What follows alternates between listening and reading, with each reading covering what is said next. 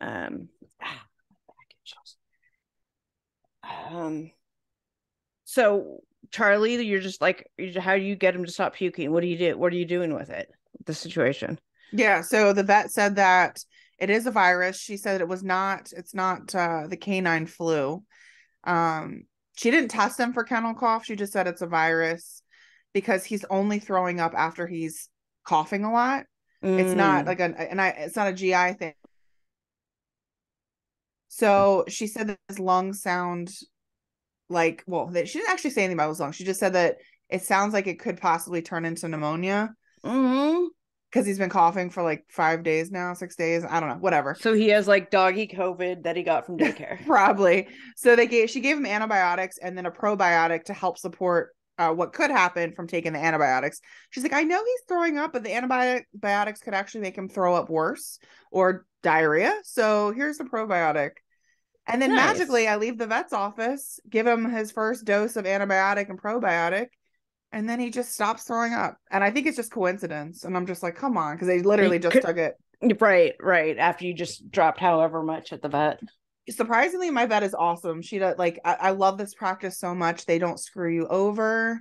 They do everything they can to make sure that you're not being overcharged. So it was $120 for two Okay, that's not medicines bad. and the visit. That's not Yeah. bad. That's not bad. Yep. So not But bad. it's still, The emergency vet would have been like 500 Yeah, or something yeah. crazy. Yeah, for real. For real. Yeah. Um, But I told her I felt bad that I waited this long to bring him in. She's like, no, I mean, it's viral. He's eating, drinking. Like, I see why you waited. So that yeah, made me feel you're better. dogs eat weird shit and throw up. I'm not gonna bring him in Exactly. at the Right, right. If he wasn't drinking water or something, then I definitely would have brought him Yeah, in oh, for sure, for dehydration. sure. So there's notes in the Google Drive if you want to pull that Oh, up. cool. Um, it's not a ton, and you've seen enough that you can ask her intelligent questions about whatever, and she's going to be telling her story, so we're having Right. a conversation, and I think it's great. I think it's hilarious that you have such feelings about the other healers, because I do think that's because Well, I even put in the notes, I'm like, the other instructors, yeah, the thing is, when I texted you that, I hadn't gotten super far into the show. Mm. I ended up getting through like I think episode 8. They're rounding down the thing, but I do like a few of them. Like I really do like Chrissy, the main one. I think her energy is good. She Yeah. means well, but like, and I have to look up. I'm gonna have to pull up like pictures of all of the cast members to remember who's the skinny black guy. uh, uh, Atizia or I can't pronounce. So I was like, yeah. ooh.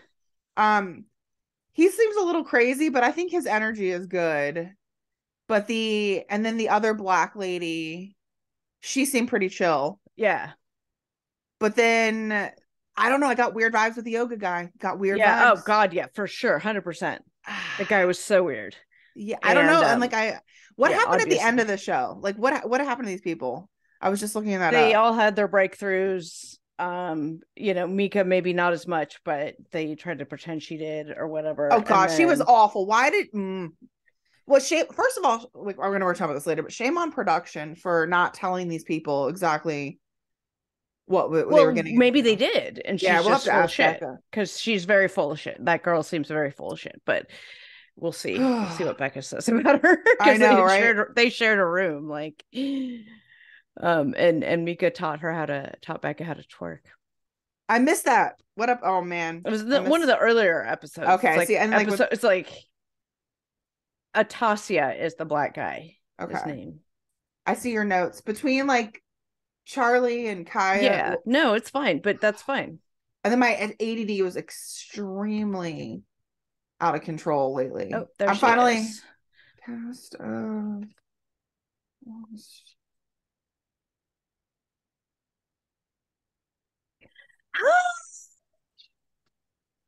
Hello. Can you hear me? Yeah, Excellent. It's so nice to meet you. I know. It's so great to meet you both. I'm so excited we're doing this today. Oh, I'm I so am excited. too.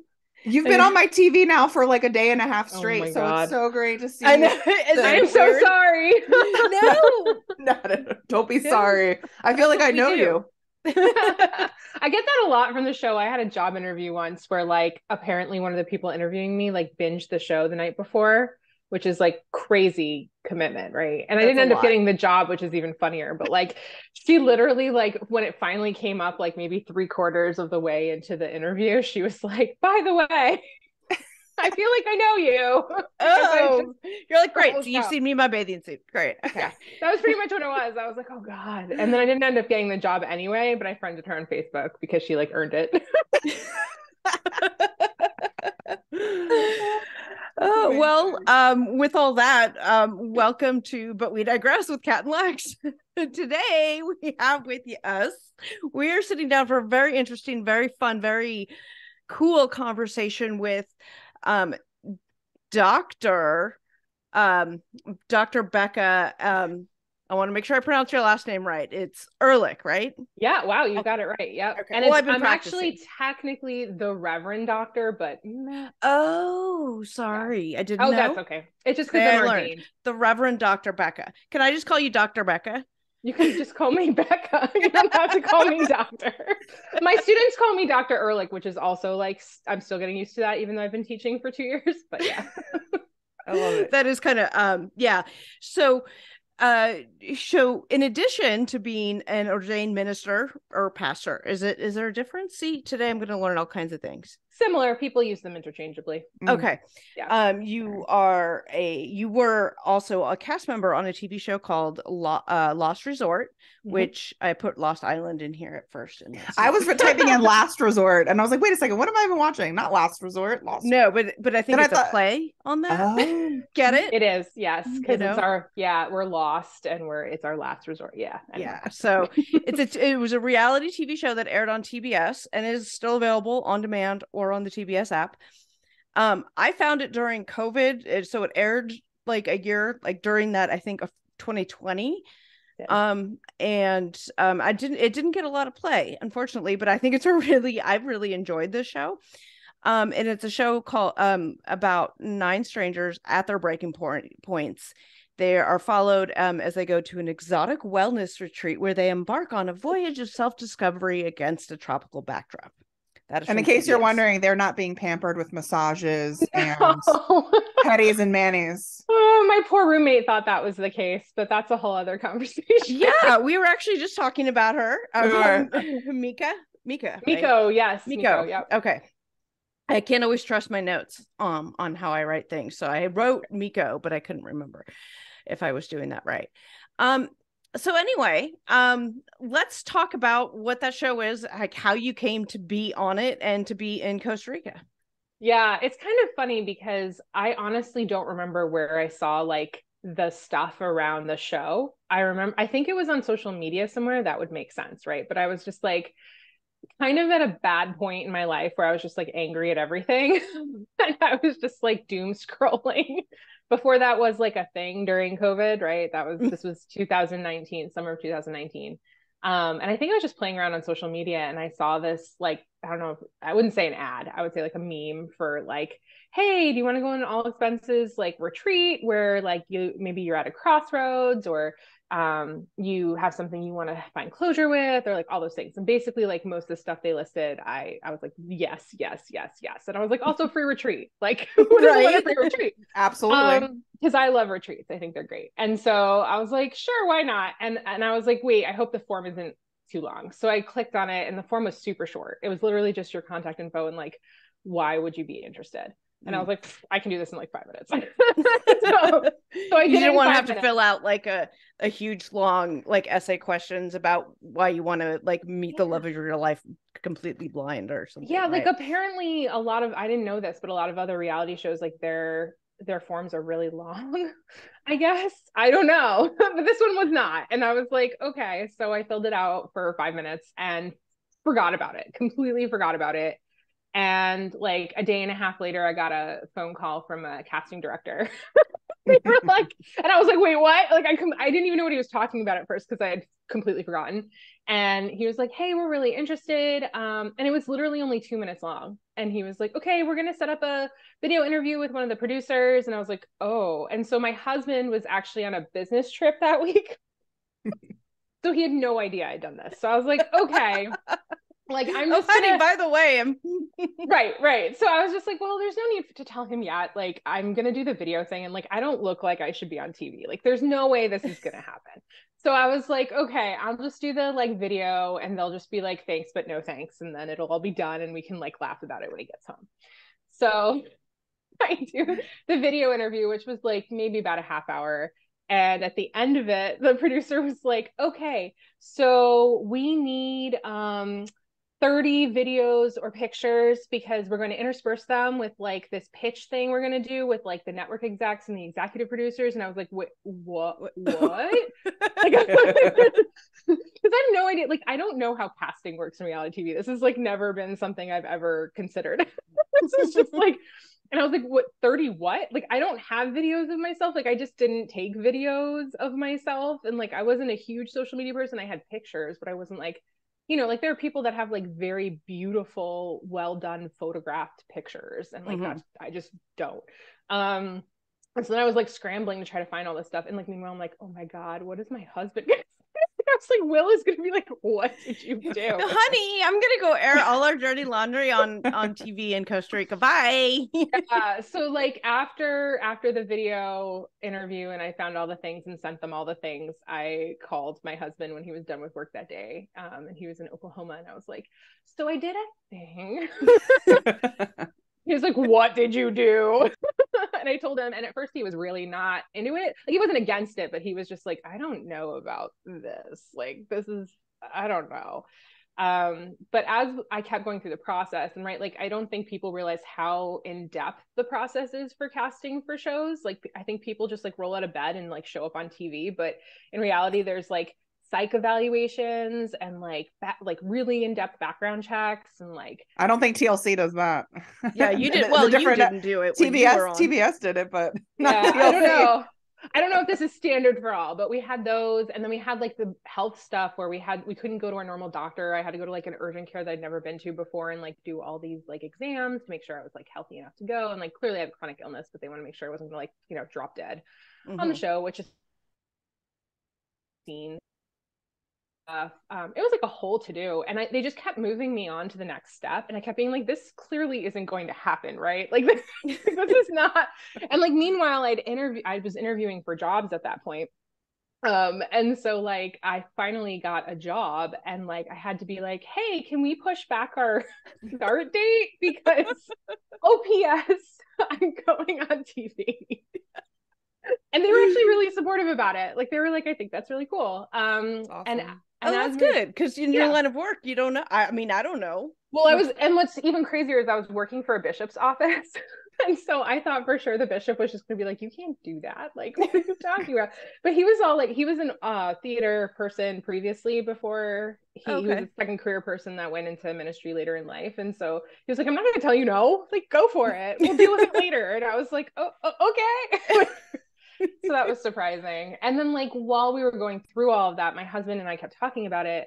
His name's Will. Will and I kept talking about it, and we were kind of like, you know, like there's actually some really good reasons to go. Like not only for you to work on your stuff, so like we can finally like pursue adoption, but also you know, like progressive youngish female pastors with nose piercings don't exist in mainstream media. Like this is not a thing. Who is normal sized, right, and doesn't look like TV ready or whatever that means, right? Like eating shows and like people look not like me. Yeah, you're a normal, you know, looking person. You're beautiful. You're normal. You're funny. You're happy. That's normal. You know, you're not. You know what I mean? Yes, yeah, I get totally. And so like we were like, you know, this might actually be really good, like to be that voice for that, and kind of combat some of those, you know, assumptions people have around Christianity and religion and pastors and all of that. And, you know, and we were just like, also free retreat. So cool. Right. Absolutely. Right.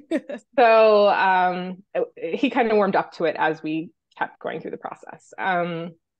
Yeah, so that's kind of how that all went down. It's kind of crazy to think about now.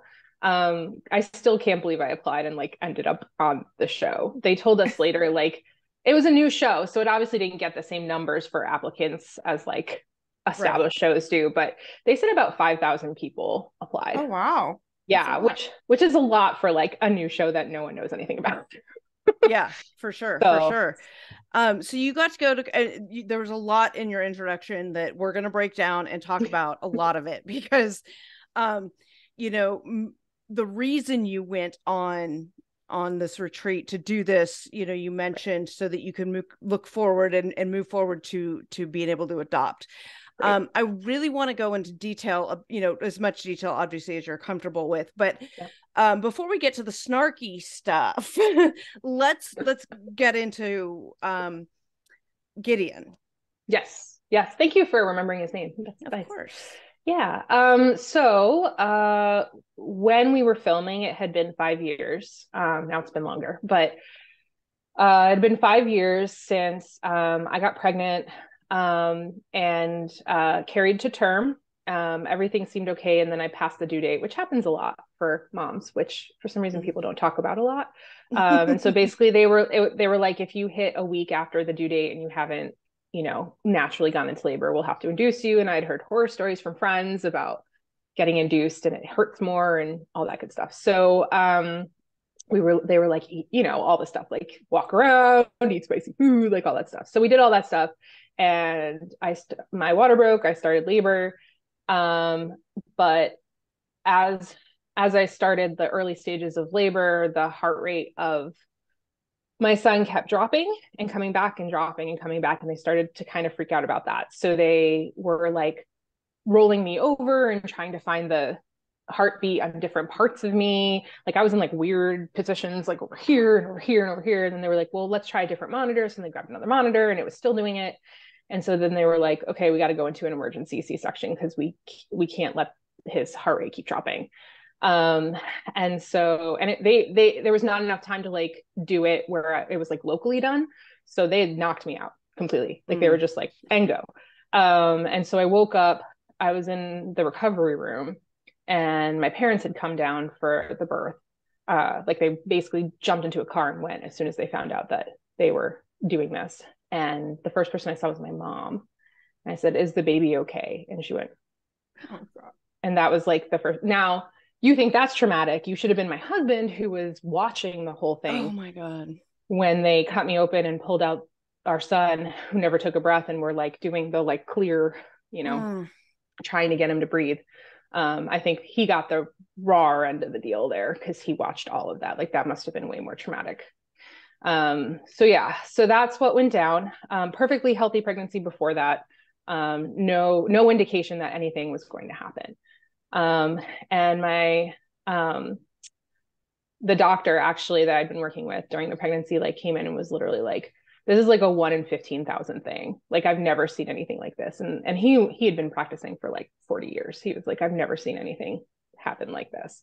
Turns out it's probably related to my chronic illness, because apparently my chronic illness has a higher risk of stillbirth and miscarriage and all of that. But we didn't know that at the time because we didn't know I had that. Right. I'm so sorry for your loss. Thank you. You know, I can't put myself into that position because I don't know what it's like. So I can't say, oh, I know it must be awful. It must be awful. Love and light. Thank you. All of those things, you know. Yeah, I have a very close friend, same story. Emergency C-section, knocked out, woke up, no baby. And no baby. I'm sorry, I'm like Lexi's crying. I very easily, but my heart goes out too because that's a lot. Thank you. It's really. Thank you. Yeah, I mean, they were really sweet about it. Like they brought Gideon for us to see before, you know, they did all the normal procedures after that. And at first I was like, I don't want to. And they were like, you're going to regret that if you don't do that. And I'm glad people like said that to me because I think I would have regretted it. Yeah. But it's also like really hard to just be like, here's your baby who's not breathing. Like it was just really rough. But we took pictures and yeah. So anyway, so that's what happened. And then the recovery of a C-section too. It's got to be. I mean, right. we all had C-sections. Yeah, so you know, the it was awful. Yeah, Yeah. Well, again, on top of it, like you can't even stand up, right? Right, Correct. right. Right. And you're just like, okay, well, I'm glad I went through like a major abdominal surgery for not having a baby, you know? Which actually is, you point that out. We're going to get into that because there's some very specific triggering stuff that happens that I really do want to talk about and bring some awareness to. Yes, that is a plot point. It is a plot point we're going to get to. So you said 5 years after Gideon was born and passed, you still hadn't worked through the grief. Yeah. And then you called that earlier, your stuff, work through your stuff. Right. Can you tell us a little bit about where you were at when you went to Costa Rica? So like where you were before you got there? Yeah. So I think I'd worked through that initial grief of the loss. Like 5 years is a decent amount of time to kind of work through the fact that like I had a child that I carried for 9 months and then now I don't have him here.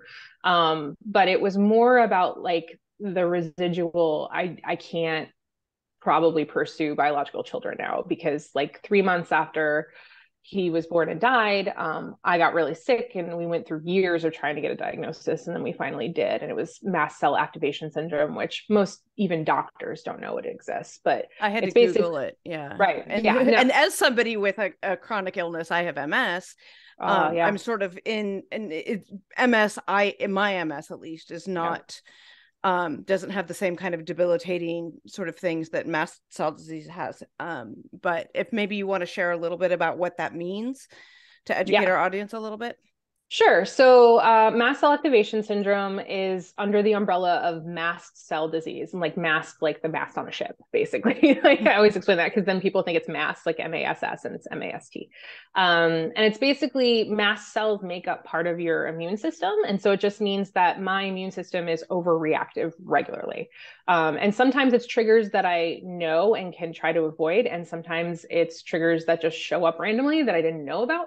And so the problem with mast cell activation syndrome is that it manifests itself differently in different people because it affects all of the different body systems, right? So like for me, it's a lot of GI symptoms, some neurological things, that sort of stuff. But some of my friends that have mast cell disease, it's more like rashes and that sort of thing. It just That's what I was reading about. Like there's some kind of like allergic type response. Yeah, go ahead.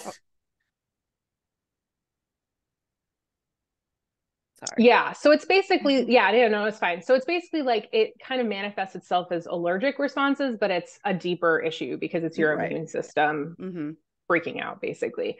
And it's really hard to diagnose because there's not a lot out there about testing and a lot of doctors don't even know it exists. So there's lots of people that are probably dealing with it and don't even know they have it. There's under the umbrella of mast cell disease, there's something much more serious called mastocytosis. And ironically, like doctors tend to know about that one more, even though it's rarer. Wow. because it's more serious, because it ends up manifesting into cancers and things like that. Like it tends to be more deadly, whereas mine's not deadly, just really annoying and awful. It's you said it's something that can be passed on, and you said on the show, and I learned through my own other research and stuff that you can pass this on, and it could get worse as it gets passed on. It like gains strength like a hurricane. I don't know. It does. Then and you guys made the decision that you were not going to have you're not going to attempt to have another biological child because of the risk passing it on. Yes. Do you want to explain a little bit, like, so you guys had made that decision, now like where you're at with it, with everything at the time so you are going? Sorry. That's fine. Clear. Yeah, I mean, I know where you are now with it, obviously. Right. Yeah, so I mean, that was really a hard pill for me to swallow. Like we had always talked about doing adoption at one point, but I think I always pictured having a biological child as well. And I don't think I'd ever really thought about that until that was something that was not going to happen. It's like nothing like a traumatic event for you to be like, oh shoot, this is not what I pictured. Sounds like, I mean, a lot of trauma for both you and Will, surrounding this event, PTSD type stuff, and just it's trauma, which infects every part of you. Lexi is a natural medicine woman, not like the kind you saw in Costa Rica. She can explain it better, but the effect of the trauma within your cells and all that kind of thing. Yeah, totally. Manifesting that way. And stress is a huge trigger for people with mast cell disease, as you can imagine, because your immune system freaks out when you're stressed. So it's 10 times worse for people who have immune diseases where your immune system's overreacting. So yeah. And as you said, they're pretty sure it's genetic. There's, the research is still pretty preliminary on it, but, the research that they found is it gets passed on. And then in addition to that, like it gets worse as it gets passed on. And then in addition to that, like, stillbirth and death for both the mom and the child, is raised for people who, again, the research is still pretty preliminary, but that's what has come up for people with mast cell activation syndrome. So lots of risk involved. We had no idea. And then it triggered it and made it worse after all that trauma. Surprise. Yeah. And so that's when we found out. Does your mom have it, or anyone in your family? So that's a great question. My dad has a history of autoimmune disorders. And so if I had to guess, it's probably his line, because they have more chronic illness happening on that side, although it could be my mom. I don't know. But my guess is it's in that line, but it's not as severe as it is for me, because, as it passed on, it gets more severe. So, it's not as bad as mine. So it's not debilitating for either of them. Not that it's debilitating for me. I'm pretty meted up, but I still have good health days and bad health days, because that's what it's like to live with a chronic illness. As somebody with MS, I 100% agree with that. Good days and bad days with all of the things. That's why I spend so much time in the gym these days to help my physical health and my mental health, which are both the big triggers with stress and things like that. If I can keep those things healthy, and with me, the mental and the physical are very connected. So, keep it all together, so I can try to fend off as much of it as possible. That's great. So anyway, so you're at the point now, and then where you decide that you do want more children. You do want children, right? You want living children. You want to be parents, but you're not going to do it biologically. But you're not at a point emotionally where you can start the process for an adoption, right, or anything else, any other process that you may choose. So that's the point where you're at when you're going to Costa Rica. Yes. Now, did you have the right expectations of what to expect what did they tell you were going to get into? This was the biggest question for me, because I was like, if these producers set them up with no idea what they were getting into. I knew you guys were going to ask me this. Part of the reason we asked this question is because one of the first things that Lexi was saying as we got on was something about Miko not wanting, not knowing that she wasn't going to get massages and stuff, because this is anything but getting pampered and massages. So we want to know what you were told.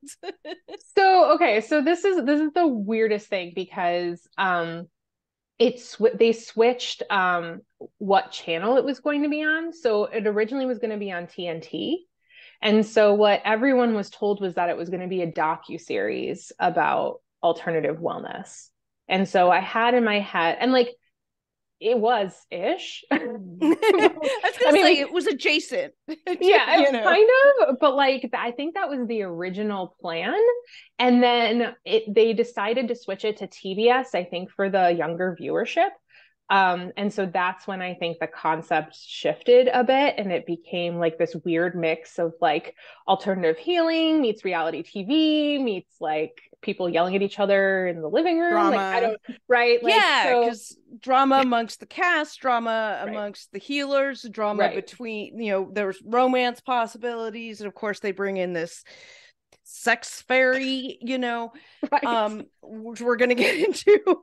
Yeah. And so like, so what I was told at the beginning, I don't think it was not true. Like, I think what happened was the image of the show, since it was new, got shifted. Mm-hmm. And so I went in being like, okay, it's a docuseries. And you're going to laugh at this. I did research and I found out the same casting firm, like as I was going through the casting process and I was farther and farther into it, I saw the same casting firm put out like, we're looking for healers. And they were like Reiki, yoga, like all this stuff.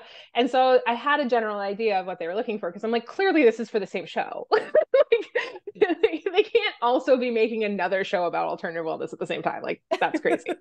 So I kind of had a general idea of what they were looking for and what we might be doing. Now, obviously, there were a lot of surprises around that, because there was stuff that we did that wasn't on that list, and then there was stuff on the list that we didn't do. But I at least had a bit of an idea, whereas like Miko had no clue at all. She legitimately thought like this was a retreat where we were going to be like hanging out and like getting pampered.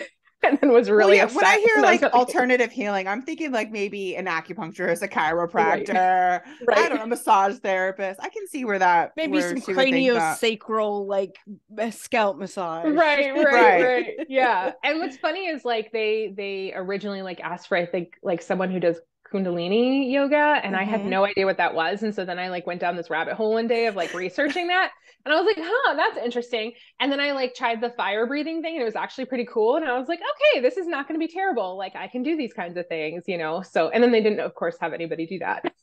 So I was like, I'm so glad they I didn't have that. Kundalini, but they did have a large variety of things. And one of the things, you know, before we get back to some of the other guests and healers, one of the things that I loved about you specifically was how willing you were to just try everything. And yes, as a Christian minister specifically, right? Like, yeah. I'm fortunate to have several female ministers in my life that are similar to you, and you know, that's no accident, no coincidence, right?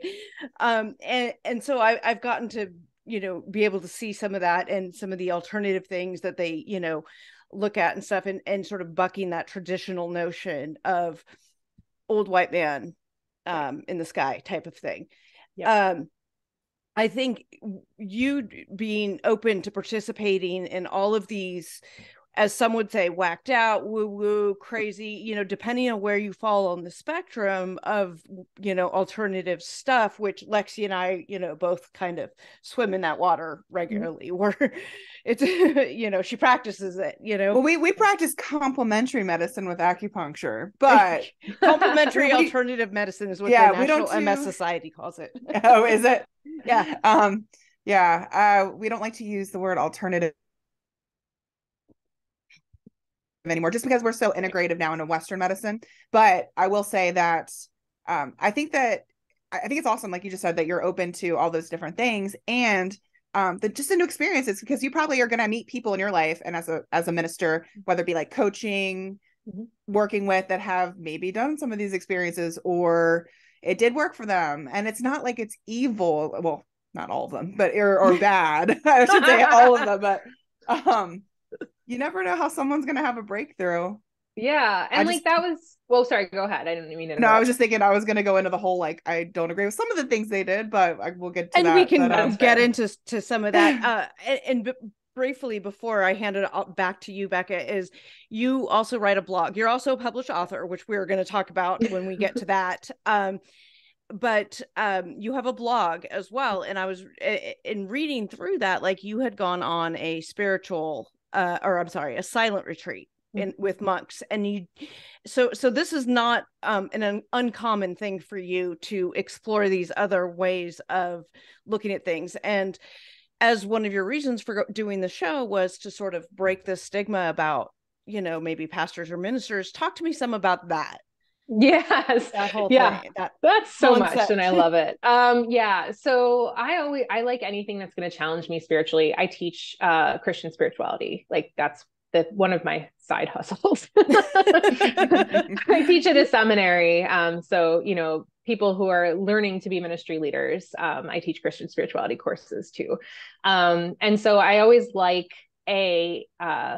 exploring new things around spirituality and be like pushing myself and challenging myself spiritually. So going on this retreat was not that weird. And then in my circles, like going on a retreat period isn't that weird. So like we couldn't tell people we were going to film. So I would be like, I'm going on a retreat. And everyone was like, okay. Like no one, like it was no questions asked, because everyone, like that's a thing in my circles, is that like people go on retreats. And so one of the things I really appreciated going on, I knew I made the right decision when Miko and I met each other for the first time, and they didn't air this, but after we did the initial introductions, we asked each other, like, what do we do for a living, basically.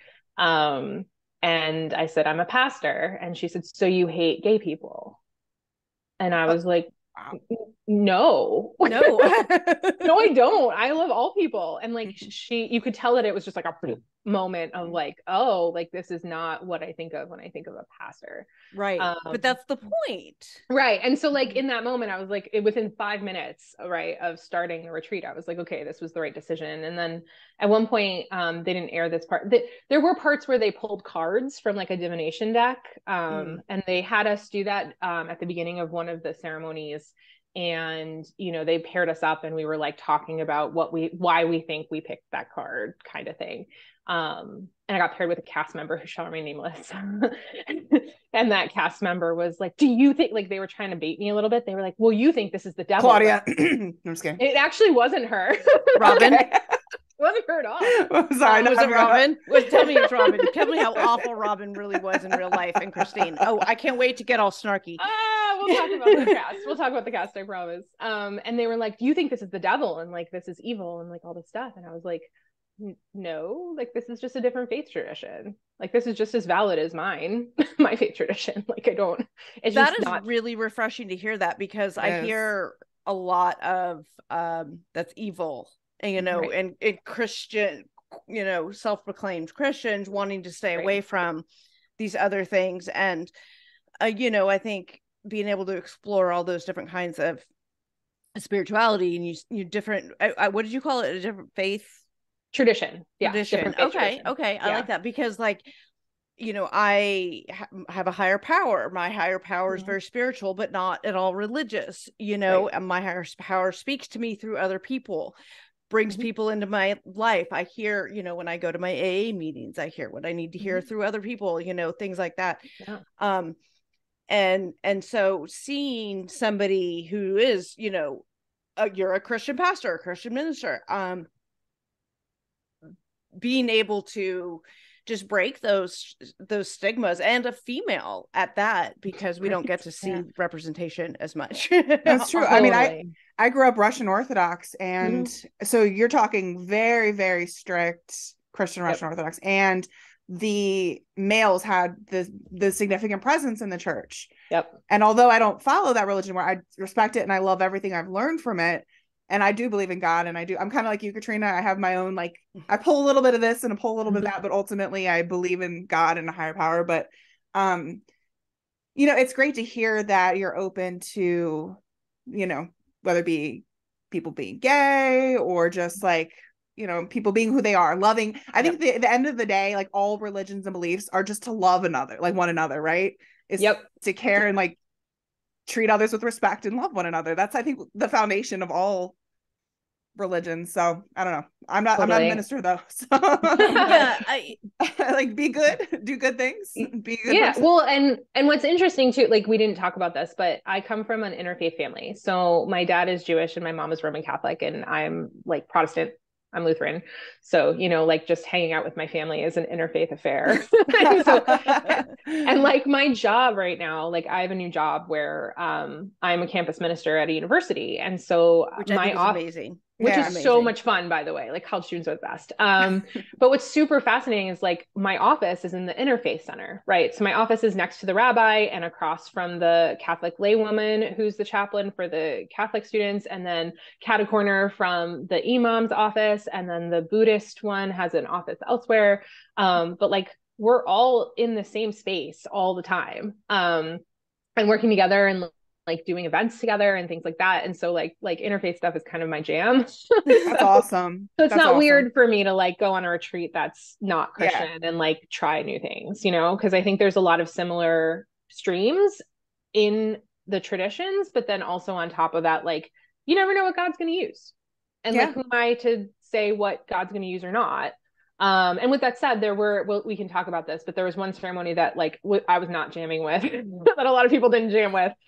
They didn't air this. I explained this during the integration circle after it, but like, I modified it for myself, to fit more of what my spirituality was. And then it worked really well. Okay, that's interesting. Let's talk about that. Yeah. Okay. Since you're there, let's go there. What is the ceremony? Yeah, so we did this ancestral fire ceremony. Is that the drumming one that they were doing? Okay, yeah. Yeah. And so what was really fascinating is like I ended up modifying it because like ancestral work is very shamanic. And like I know that's very core for that type of faith tradition, but for me, it wasn't really working for me. Like I started it for a little bit and I was just like, I still want to get something out of this, even if this isn't working for me. So then I kind of was like, well, you know, like it's a fire ceremony. We're near a fire. Like for me as a Christian, one of the major symbols for the Holy Spirit is fire. And so I was like, okay, I'm just going to like pray to the Holy Spirit while I'm here with fire. And then it kind of shifted for me and I was like, okay, I can get into this now that it's like something that works for me. But what was interesting was like Thea, who's also a Christian, but from a different stream of Christianity, I think gave a more traditional response to that kind of experience where she was feeling really uncomfortable because it was like dealing with ancestors and spirits and things that we don't know about and all that stuff. And so don't want to delve into and things like that. Right. And so I think she gave the more traditional, if you will, Christian response to that sort of experience, but which I might have given had I not modified it. I don't know what would have happened had I not modified it, but I don't think it would have been quite the same. But it was clear that like that she really wasn't jamming with that. And we had talked about it afterwards. They didn't air it, but like she and Christine and I had a full conversation about like, what does it mean to be, because Christine's Catholic. And so we had like a full conversation about like, what does it look like to be like a Jesus follower and do these ceremonies that are not Christian? And how do you decide, I want to do this? Do I not want to do this? Do I want to modify this? Do I want to do it as is? That sort of thing. Were there other ones that you modified? I know there was one that you sat out because it the said vomiting, on the screen, the vomiting one. No, because of I medical can't. reasons. Yeah, I can't vomit up all my meds. That would be bad. Yeah. So I didn't do that one. I was there praying for people, but yeah, I didn't do that one. And actually, I wasn't going to do the sweat lodge because one of the triggers for my chronic illness is extreme temperatures. Which is pretty standard for autoimmune disorders. So I had planned on not doing it at all, and they'd actually assigned Aqua to sit out with me, which is a whole other conversation. But we got there, and Christian, the medicine man, basically said, hey, we know that there's someone here who's not able to do like the full experience, so we're actually going to do the first round and make it not very hot so that they can participate. And no one had like told me that.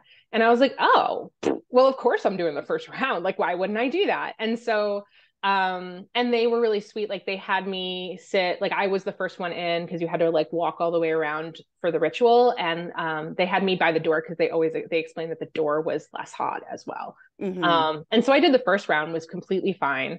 And people don't realize like for sweat lodges, there's usually like time periods that you do where then it gets progressively hotter. Yeah. So I think it was 20-minute intervals if I remember. And so it was like 20 minutes and then they would open the door, bring more, like let anyone out who wanted to go, and then bring in more stones to make it hotter. And then each progressively. So it was 4 rounds. So I made it 2 rounds. Yeah. I was planning on just doing the first round, and then they like, did the thing where they opened the door, a couple camera people came in, check on us. and then These cameramen weren't going to stay in there though. Like, hell no. There was no space for that. I mean, it was so tiny. They had like GoPros on the ground that they had like pointed. Yeah, it was really fascinating actually, from a production standpoint, because we were all like, how are they filming us in here? And then we walk in there, we're like, oh, interesting. But like, the camera crew would like come in the between, like film us a little bit and be like, hey, is everyone okay? Check in on us. And they were all like, Becca, are you okay? Because I had already told them I wasn't going to do it at all. And like, here I was. And I was like, I'm going to do one more. Yeah. Check on you, make sure everything was going okay. Totally. And I was like, no, I'm going to do a second round. I'm doing okay. And they're like, are you sure? And I'm like, yeah, I'm fine. So I did the second round. By the end of the second round, I was starting to have some neurological symptoms. So like, I knew it was time to peace out. But I'm glad I did at least 2 of the 4 rounds. They of course edited it to make it seem like I was there the whole time, because I think it was just easier narratively when you have a condensed time period. So people were like, oh my God, you did the full thing. I was like, no. It just looked like I did. Greg and I came out early. Okay. Yeah. So that's the sweat lodge was one ritual. We talked about the fire ancestral. We touched briefly on the vomitorium one, which made me instantly think of Hunger Games. Oh God, yes. Where they puke at the Capitol, and they do, so they can eat more food. Yeah. Exactly. And so, this whole the retreat was 3 weeks long, and they took you through all of these various other rituals too. Right. All designed in some way, shape, or form to help you break through your whatever particular issue you're dealing with. Right. One of those was can we talk about the aqua? Sure, we can talk about specific. Wait, before you even ask about that, what are the experiences of these healers? Like, what are any of them actually like educated and or licensed in some sort of? Yes. Okay. I'm really glad you asked that. Yeah, because I want to put that out there first before we even get into the other stuff, because I'm like, some of this is like borderlining so out of scope. So I will say Atasie, Onika, and Benjamin, I know for sure hold all these like specific licensures around yoga or Reiki or massage, or Benjamin actually has a lot of stuff around Ayurvedic eating and things like that. I've researched that when I was in my wanting to go on a retreat phase in January, which was actually, honestly, I wanted to find somewhere similar to what you did. I had that in my mind. Minus the cameras. I can't go to Costa Rica. We can take ayahuasca we can go to ayahuasca in Brazil. Where do you do? Oh my God! I don't even know. Kidding. I don't want to do that. Well, what's funny was like that was actually on the original list, I found out, but like it couldn't get cleared through legal in time. Apparently, I would have not done that, not because I'm like opposed to it, but just because like there's a lot of purging that goes on. So it would be the same reason I didn't do the vomitivo ceremony, right? I would be there to like give light to people, but can't do that. But yeah, anyway, that was one of the things they wanted to do with us, and then they couldn't. So we did a kava ceremony, which wasn't aired. But like I drink kava tea regularly to help calm my system when I'm in a flare. So I was like, we can do this, So it was funny because they're like, oh, we're going to do a kava ceremony. I'm like, kava. And everyone was like, why is she freaking out?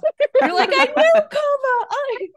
I'm like, it was just like one of those moments. And so of course it was obviously much stronger than I usually take. So, but I don't think it was as visually stimulating as some of the other ceremonies. So I think that's why I didn't make the cut probably. Anyway, that's it. Yeah. We digress, right? There you go. Welcome to the podcast.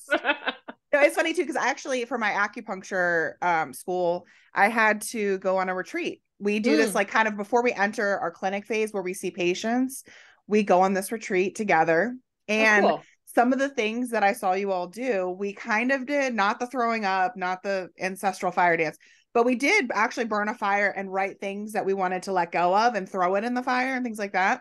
That was actually very therapeutic. Totally. But like sitting in the circle and just kind of unleashing some emotions and things like that, we're all a part of it. So the retreat was really helpful. So when I'm watching this, I was like, okay, I can kind of relate to some of these things. Like I get what they're doing. Totally. But of course you're only there for 3 weeks. I've had 4 years of like, I want to call it therapy, because while we're learning, we're also like learning how to talk to people and learning how to do everything. But I'm like, they like throw them in there for 3 weeks and they make them do all of these different things, and it's a lot at once. I don't know. It is a lot. Yeah, if it, I mean, before you can even process your next emotion, you're just like thrown into another. Going to the next thing. Right. I'm like, oh my Totally. God. Yeah, it was a lot for sure. I think Chrissy also has some licensures.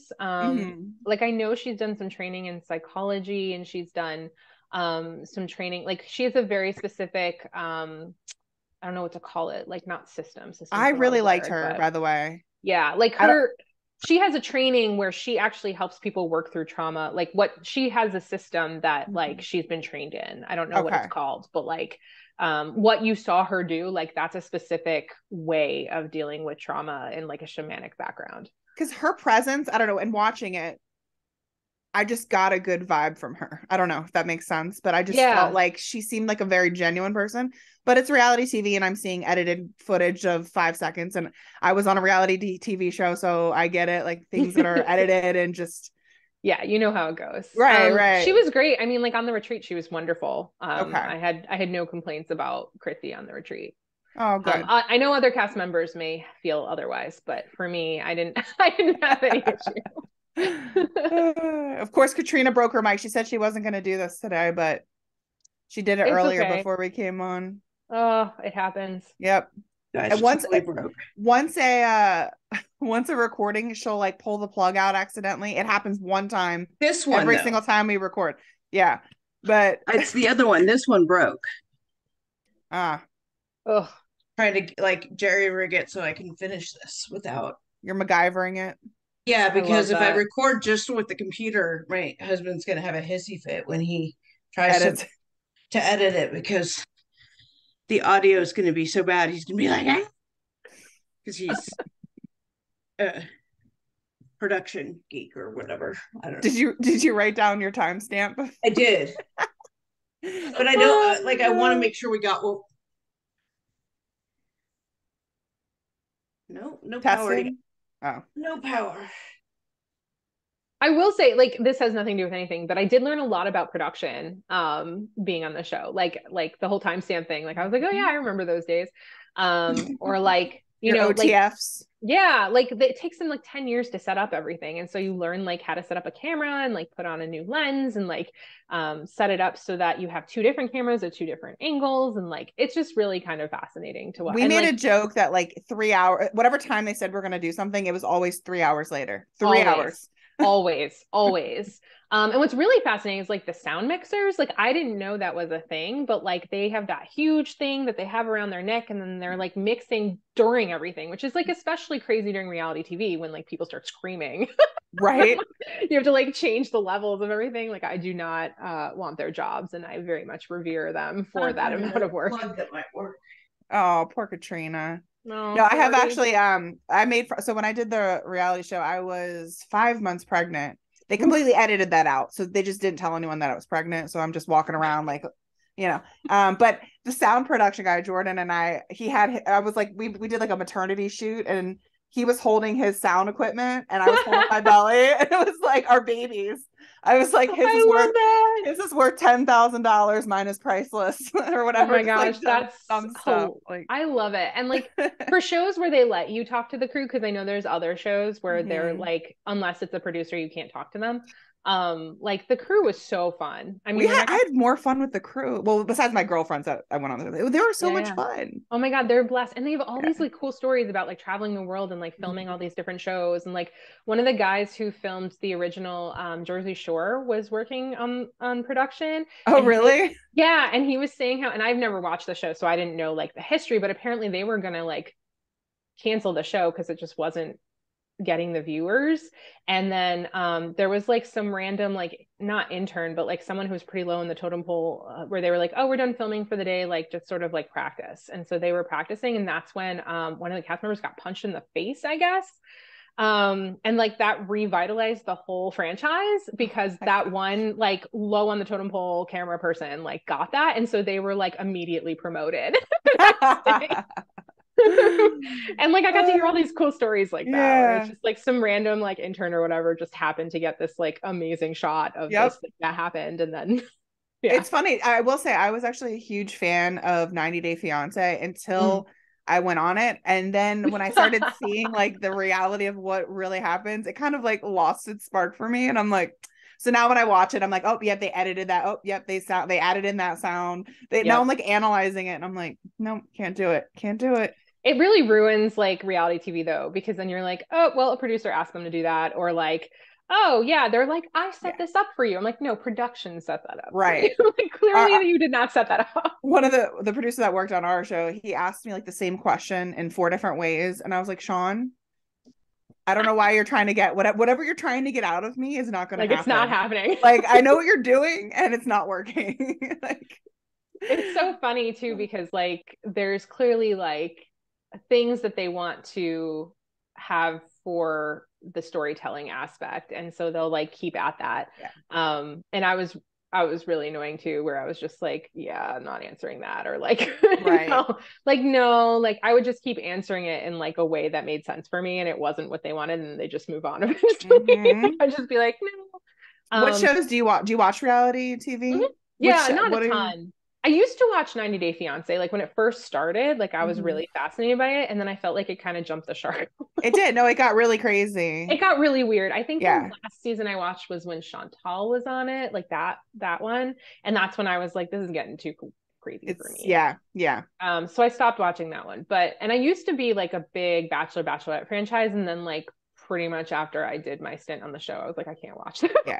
And I think I used to watch it when it first came out, but then when I started noticing all of the fake people that they casted that are just there for clout and all that, I'm like, okay. Right. Get Instagram followers and all that. Yeah. Right. And meanwhile, these women are pouring their hearts out and getting hurt. And I'm just like, I can't. This is too much. I can't do it. It's rough. What do I watch? And then there's like just random like scattered ones that I watch now, like for no rhyme or reason, where I'm just like, oh, that looks like an interesting concept. And then it's like a one-off or like whatever. Like I randomly watch every freaking kind of cable. Oh no. Cable. That looks like that, like my junk drawer that has all those like weird like wires and cords that like I have one upstairs and one downstairs. So No, it's funny. One day I just chucked it, like probably 6 years ago. I was like, nope, I don't need. I haven't used these. I'm throwing away. And then I needed an HDMI cable, and it was like $40 or whatever. And I'm like, oh, there's probably one in there. Oh well, I was trying to declutter. Well, the intention was good. Yeah, right. I'm trying to think what reality show I watch them on and off. I'm not like a huge reality TV watcher, but I do have some that I watch. Like I liked The Circle for the first few seasons, and I kind of just got sick of it. Oh, I've never seen that. Never watched that one. Yeah, it's good. Watch the first couple seasons and then see if you want to continue. I watched the first 2, and then I was like, what's it about? Good. The Circle. So it's an originally UK show. But basically, and then they basically still film it at the same place in the UK, which people don't know typically. That way they don't have to like redo everything. So it's basically a whole apartment building, and it's like a social media challenge where everyone's isolated in their own apartments. And they have to basically try to, I mean, for lack of a better way of putting this, get people to like them. Oh gosh. So that like they vote, and then everyone votes like who the super influencer is each week. And then the super influencers have the power to like get rid of somebody. Okay. Basically. It's like Survivor, but except for you're not together and you're in a like apartment and you're fed and happy. Right.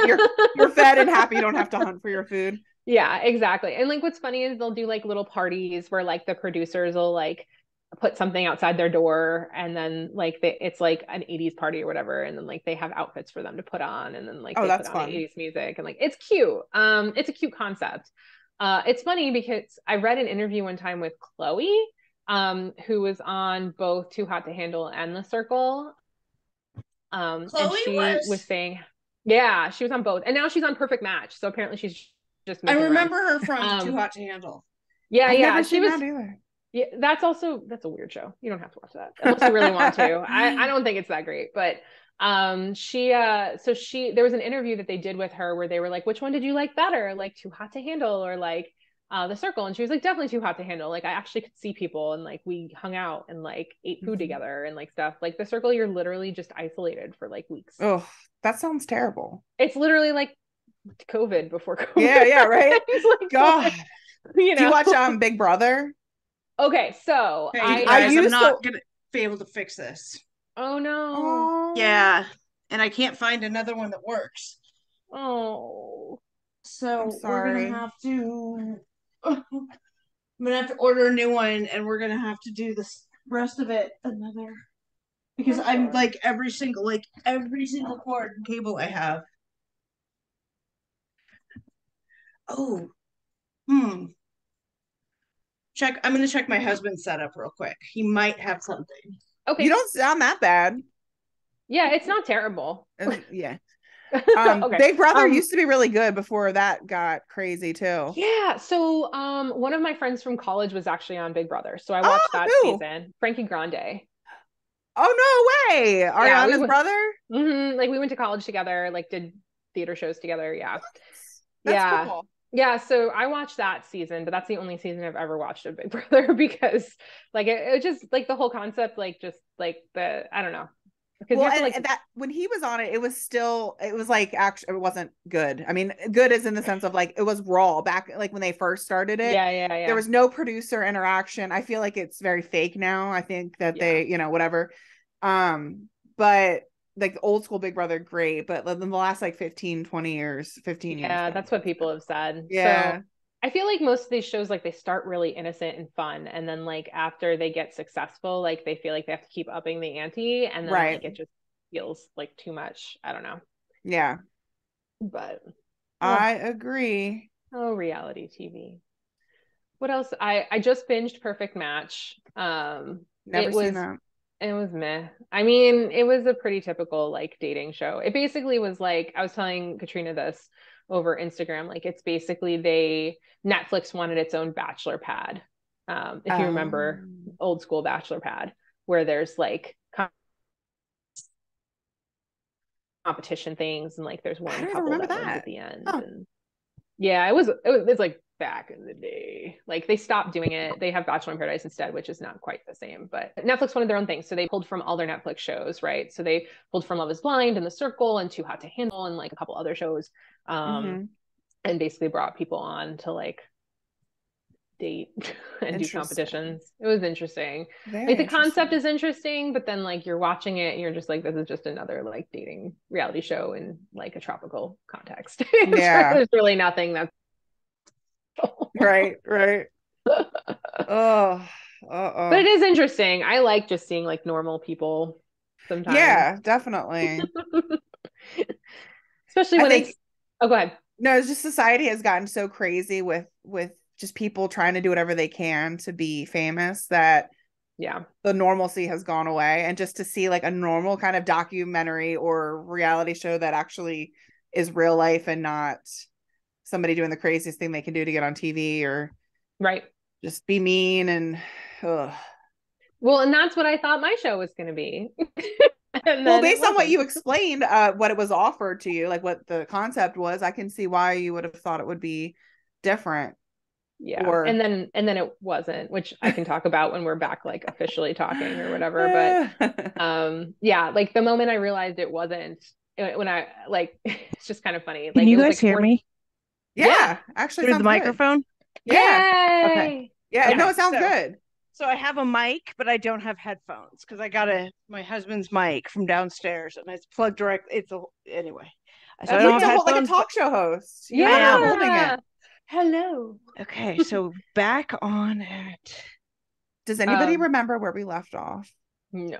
We were talking about rituals, so let's talk about some more of the rituals before we get into the dirty. Sure. And the snarky. Yeah. So, we talked briefly vomitorium a little bit. Yeah. Can you take us through some of the other rituals briefly and maybe what your thoughts on them were versus what we saw? Yeah. So the rage ritual, which was I think the first episode. Yeah, that was, I pretty much said all I needed to say about that on the show. It was, I didn't really want to do it. Like, I'm not a super angry person. I do get angry, but like, it's not something I usually show off to people. And then like, you barely know these people. And there's just like 5 cameras and a bunch of production people just like pointed at you. And you're just like, this doesn't feel fun. And then like, of course I surprised myself and everyone was like, holy crap. That was a loud scream. Yeah. I was that screaming my head off. Yeah. And so like, I don't think anyone, including myself, like expected that. But that's good. That means it's kind of working, right? Yeah. So I appreciated it more than I expected to. The static dance ceremony was really great. The one that Atasie led. Oh yeah. And you have a background in theater and dance and art movements and how God works with that, right? Yes. So yeah. And tell me more about that, because that's not the first time I've heard it.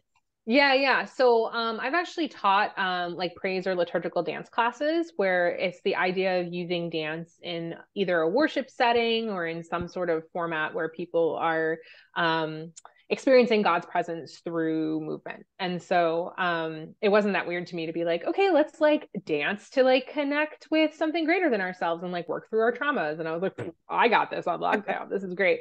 So that was super fun. I loved that. And like Thea, who teaches dance for a living, like that's literally her job. She owns a dance studio. So it was interesting though, the first time we did it, she's used to doing choreographed dance, which is very different. And so she felt actually a little uncomfortable, even though she's used to moving her body. And so, but when we did it in the final, like our final ceremony at the closing of the retreat, like she was definitely much more comfortable with it at that point, which was kind of fun to watch. What other rituals do we do? I'm going through the episodes. Can we talk about how much just gunk went into the jungle? First the vomit, then the water, where you all yelled and did all the things to the water, and then dumped it. I was like, this poor jungle's cursed. It needs it needs sage. It needs Jesus. It needs some holy water. Sage and pray over it afterwards. Like, seriously. I noticed that. I was like, oh, there goes the jungle. I'm sure that retreat center sees that a lot though. Definitely. Yeah, I wonder what they do to like cleanse all that, because you guys are letting go of some serious shit. Right.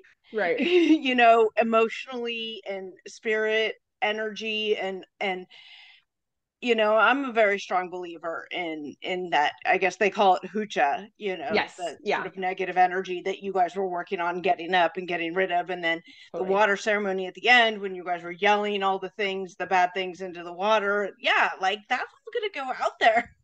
Yeah, I'm guessing they did stuff. What was really interesting is after that particular ceremony, Atasie asked me to stick around and like pray around the space.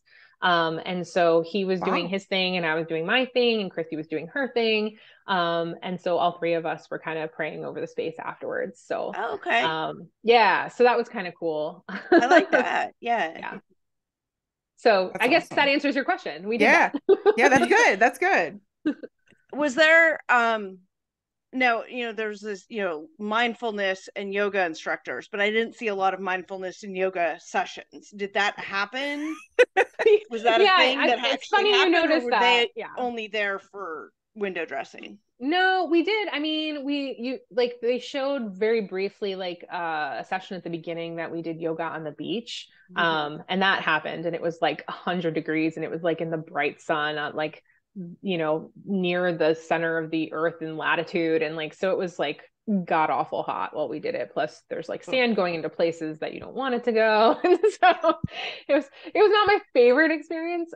They offered yoga every morning at 7. And so there was one time where we were going to yoga and I think Robin was late because she was still getting ready. So we saw that. And then we saw like 2 seconds of that yoga where we were doing like the lion's breath thing. So they had yoga every day at 7, and they rotated through the yoga instructors, but, did everyone actually show up? No.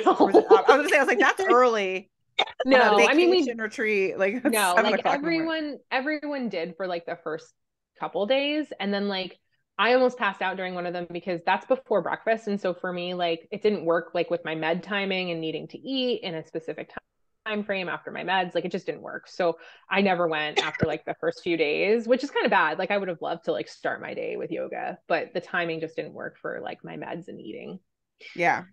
And it was still super hot, like at 7 a.m. in the jungle in Costa Rica. So it's like already 95 degrees. How many hours a day did you guys spend filming? Yeah, it depended on the day and when the ceremonies were. So like they had a producer slash shooter. That's what they called the people who did combos. So that way they didn't have like a full crew all the time. So they had an early morning producer shooter, and then they had a night producer shooter. So like we were filmed 24/7 regardless. I see. Okay. Yeah, like we had cameras in our living spaces except for in the bathroom. And then we also had roving camera crews. And so we were always filmed, but the amount of filming depended on what time of day it was, if that makes sense. Yeah, I was gonna say, tell me about life at the resort, like, and how like retreat and filming, were they synergistic? Like, how did they say, hey, like, while you're not on camera, just do fuck all? Like, yeah. That's a great question.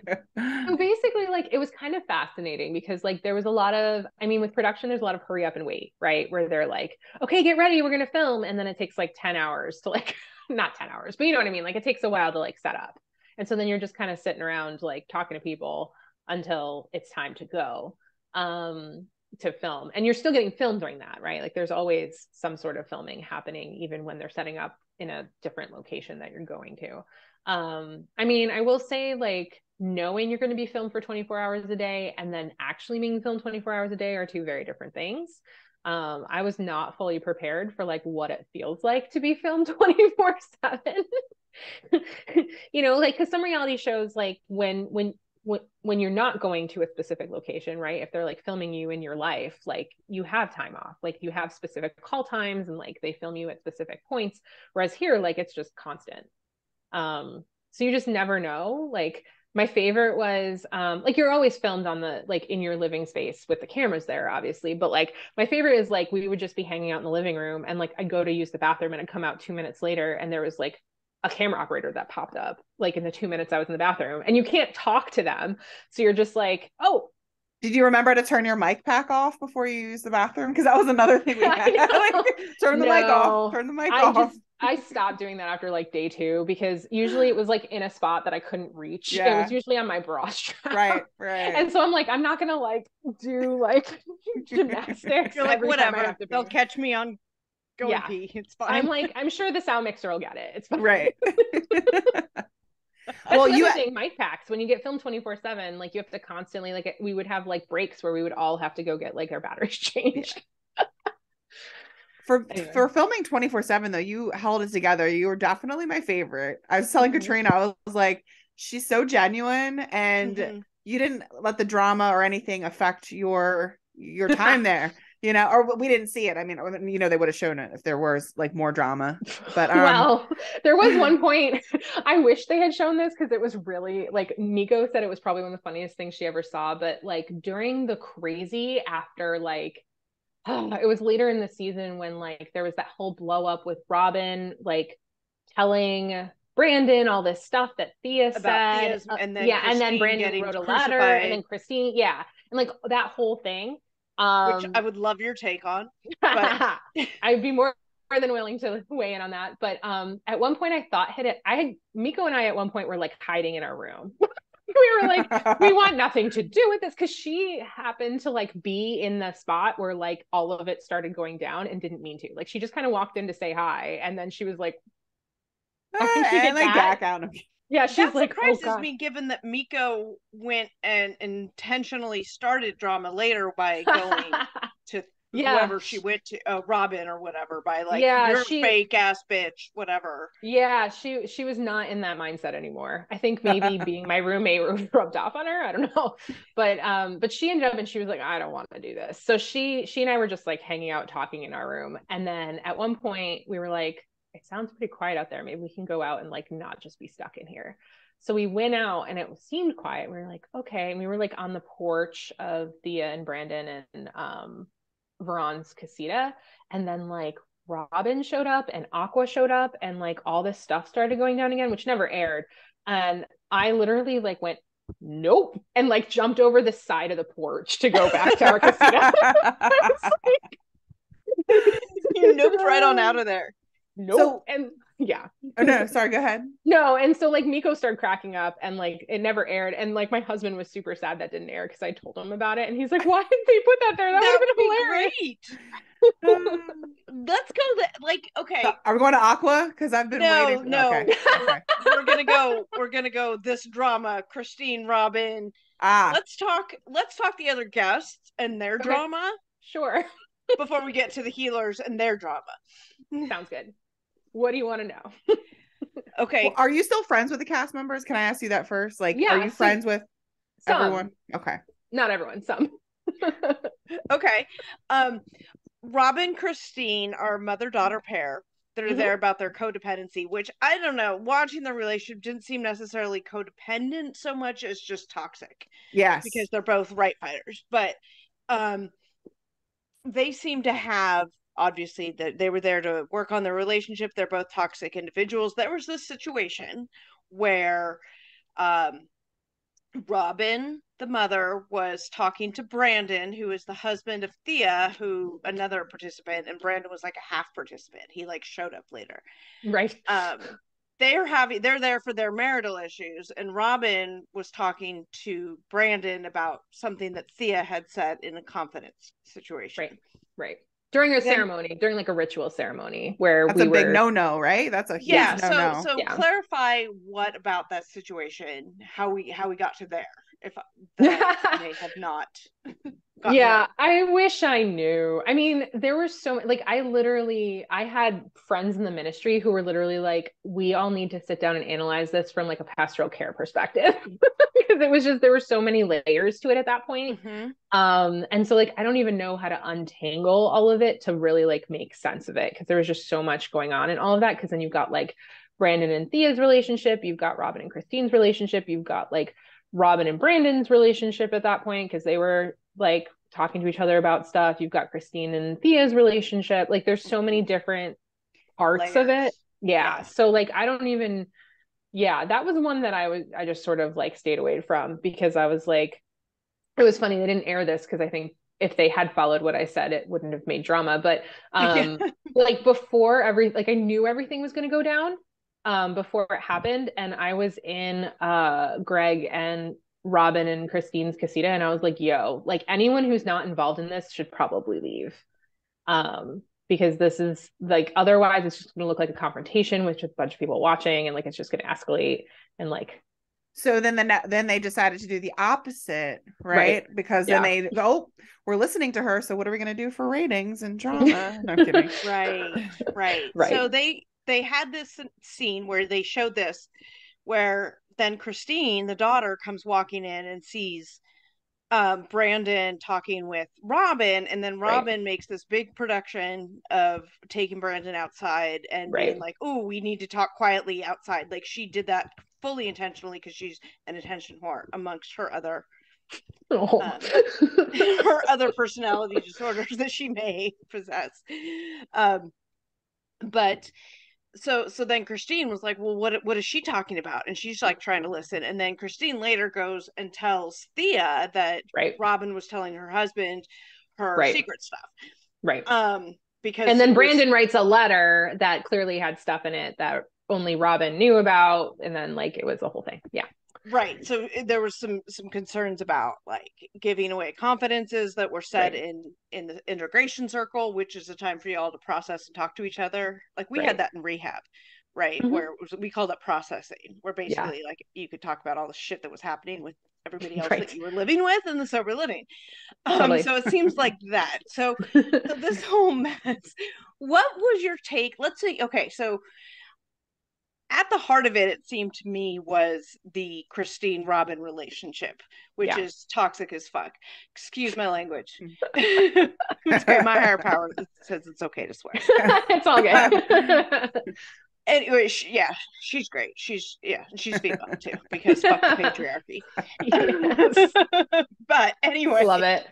Anyway, that seemed to be the heart of the drama there. And then of course the ancillary drama then with Miko coming in to wanting to tell on this and this, or all of that. What was your take on the Christine Robin relationship, and was it as toxic to the rest of you as it appeared from watching TV? Yeah, that's a great question. So I will say that separate and apart from each other, they were lovely human beings. Like I still talk to them. They are lovely, lovely people. It's when they were together that like all of that awfulness happened. Because the relationship was just so broken. And they just kept making it worse. I will say it was just as bad as it looked. They needed major help. It was rough to watch and see regularly, which is why they were there, right? Like I'm glad they were there and they worked through stuff, for sure. But yeah, it was rough. Absolutely. It was rough for us to watch as well. I'm sure. I will say I broke down and cried though when I saw Christine reading the letter. I mean, I lost it. I don't even know what was said, obviously, but it was obviously terrible. And when we talk about breaking generational ancestral trauma versus abuse, right, totally. right. It has to stop somewhere, or somebody has to do something, right? Yeah. And that definitely got me. That I felt for her. And so as much as I was judging, because I'm a human being, I judge and then we have to retract. But anyways, I was judging.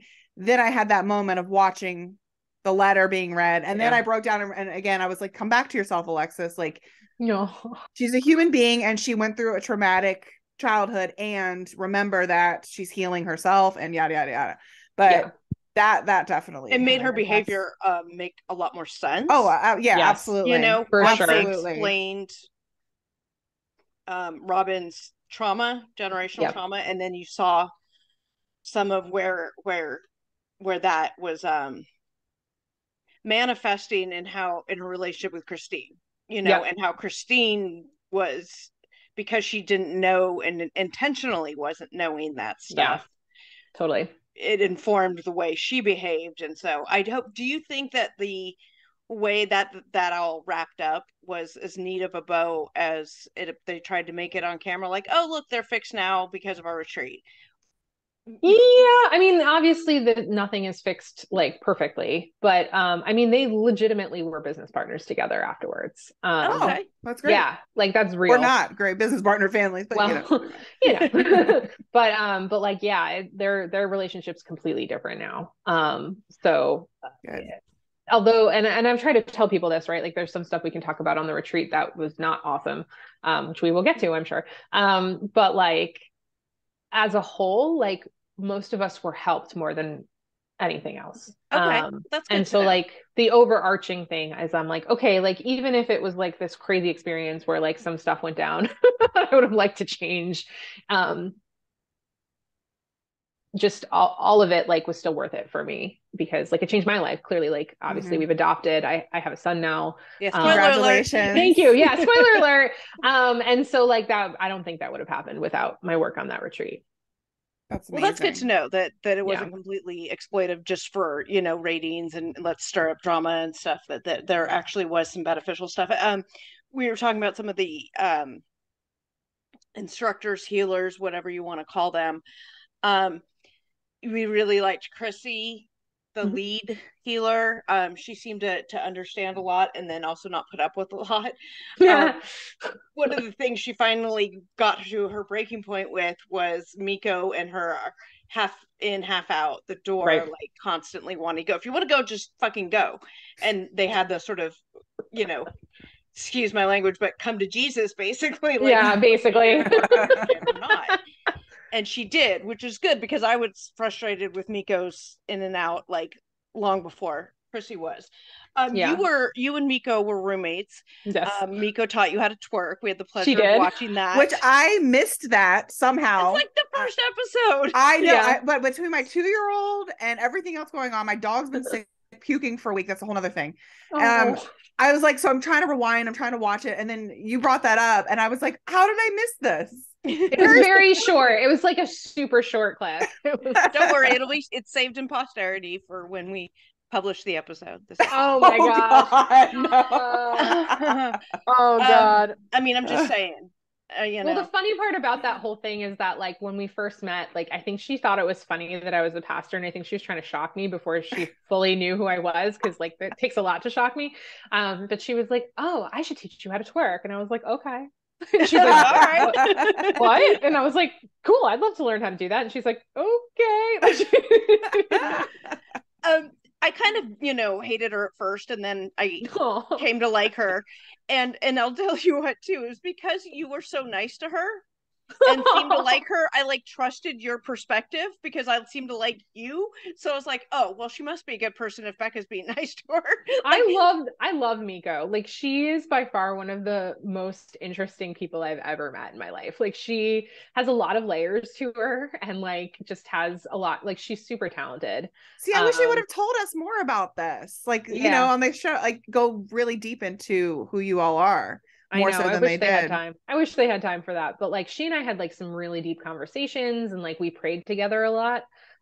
Which obviously they didn't show any of that. But but we had a lot of right. Well, it also isn't super juicy or whatever. But and we talked some really deep stuff about spirituality and faith, and her life back at home, and we just had a lot of really good deep conversations. And so I wish that came across more in the show. She's my ride or die always. I love her so much. I texted her today and I was like, I'm doing a podcast about the show, and she was like, oh, have fun, boo. Oh, okay. Well, text her, bring her on. She'd probably be totally into that, but she's great. And yeah, apparently we don't obviously see each other because she's on the other side of the country. She's in California, and okay. I'm not. So no, you are not.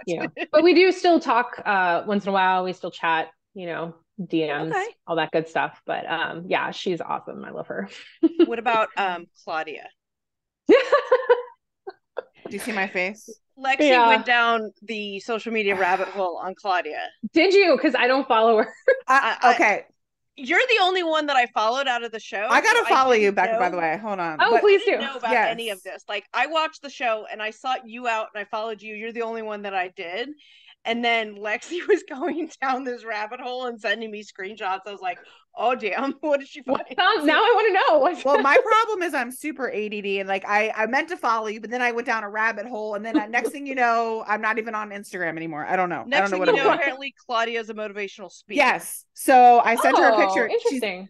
Her profile says she's a TV personality and author and a motivational speaker. Okay. And listen, if anybody wanted to do a TED Talk or any sort of motivational speaking, I'm sure if you're motivated enough to do it, you could do it, right? Yeah, totally. But should you do it? I don't know. Just because I don't know. Doesn't mean, again, I'm only seeing what I saw on TV, so I can't fully judge someone. Claudia is very interesting because she has moments where she's super fun and great to be around, and then there's other times where you're like, I don't know what's happening. And that and I love her, right, as a person who's created in God's image, but I'm also there's times where I just didn't know what was happening at all, and I was just kind of okay. I told Katrina I thought she was either drunk or on some sort of drugs. I know you don't want to talk about her like that, but I was like, is she on something? What is going on? I don't know. There's just there was definitely moments that just I don't know. I feel there's some stuff there, and I don't know what that is, obviously, but it definitely got to the point where near the end of the retreat, it just got awkward. So we didn't end up talking as much. I wasn't entirely sure what her story arc was supposed to be. Everybody clearly had here's your thing and here's the story arc we're going to put as to how you're working through it. And with her, I wasn't sure. I'm like, wait, what is her issue? What is the quote unquote issue? I mean, we all have issues. We could all absolutely. Yeah. But what specifically was her thing? I didn't get her a lot. I didn't get what they were trying to do. And what was, I don't know. The whole thing was just weird too, because and they didn't air some of this. And they did show one part where it hinted at it, but there was a time where the way she used her language was very jarring sometimes. And so I had a conversation with her at one point where I was like, can we talk about language and how we talk about things? Because I think some people are getting a little off put by some of the ways you're voicing things. And so we had actually had a full on conversation about that. And then and then all the other stuff came up at the integration circle where she decided to try to like project her own, like turn it around or whatever. And I was just like, that's not what our conversation was. Like she did the opposite. Our conversation was about language. Like, like, but we didn't see that. So like there was no like basis for like what I said later, the joy of editing. But so there were definitely moments where I like tried to be like, Claudia, like that was really harsh. Can we talk about like that language and how maybe there was a better way to phrase that, you know? But anyway, what was his name? Veron or Greg? Both. Let's go with both of them. Sure. Yeah. Love Veron. We still talk on and off. And actually after the final episode, I was supposed to be doing an Instagram live with Christine, and then she had internet issues. So then I just like kind of kept it going by myself and thinking maybe she could come back on, and she never came back on. And then Veron came on. And so then I ended up talking for like an hour. Oh, nice. Which was super fun. And like, there were a lot of like fans that came on and like asked us questions. Like I'm not a huge like Instagram live person, so that was kind of really fun to like have people asking us questions about the show and us answering them, and like hearing Veron's take on it, because he was pretty quiet for a good chunk of the retreat, so it was kind of nice to like hear his thoughts on stuff afterwards. So he's great. Greg's cool. He and I didn't interact as much on the retreat just because we were in different casitas and there wasn't a reason to like interact too often, because he was dealing a lot with Robin and Christine. Well, I was gonna say he was there for anger issues, and for a while I was like, he's not even getting that angry. I mean, he went off on them a little bit, but that's kind of justified. And I mean, he didn't go off, but he was like, be quiet, like I'm trying to sleep, which I totally get. But I don't think they really dove into the whole angry. I missed a few episodes and points, so maybe they covered it, but I don't know. Yeah, I don't know. And like, I know at one point, like his character arc was getting a little weird. And so they were thinking about like bringing a family member on at one point. And then then they couldn't, because I guess there was something about like a passport or something. I don't know. Traveling to Costa Rica is on the last minute is not. Like there was some reason that like that didn't go down, and then they didn't end up having to, because like stuff came out in his session with Chrissy. That's right. So like, but I know at one point there was like questioning in production around like how can we like clarify his character arc a little bit. I never had that issue. My character arc was very clear. Before we move on a little bit to that, I just want to like was the food as rabbit food as they made it was really bad. It wasn't bad. Like I like vegetables and fruit, but like it wasn't. Like there was definitely not enough food. And I feel bad saying that because like obviously it's a wellness resort. Obviously, like if people are going there, they want to eat healthy, but like plant-based, but we also were not. We were there for different reasons than most of the people that go there. And so like, we weren't prepared for that. And so it was like, it was rough. I mean, like I was just hungry all the time. And it tasted fine, right? Like fruits and veggies taste good, but it was just like if you're not used to eating that all the time, like it's just a huge, huge shift in eating habits. You're basically just eating like plants and berries in various forms. For the most part. I mean, there were some nights where we had something a little more substantial, but it was rough. And so like the production took pity on us. They bought us like supplementary food to have at the casitas. So like, for example, later in the season, you see Miko like making grilled cheese at one point, and that's because like production gave us bread and cheese. And that's like prisoners. Here's some bread and cheese. I didn't mean it like that. But they would bring us food and like, you know, cereal, milk, like things that to supplement, so we weren't just hungry all the time. But that's also why Miko ate the ice pack, is because she thought it was like she thought it was ices that like they had provided, right? Like it makes sense when you know that production was giving us food. Oh my god. Yeah, that makes a lot more sense that she would think that. You know, I assumed there was some reason, because you guys were always doing something in that kitchen, right? So I always assumed that there was food.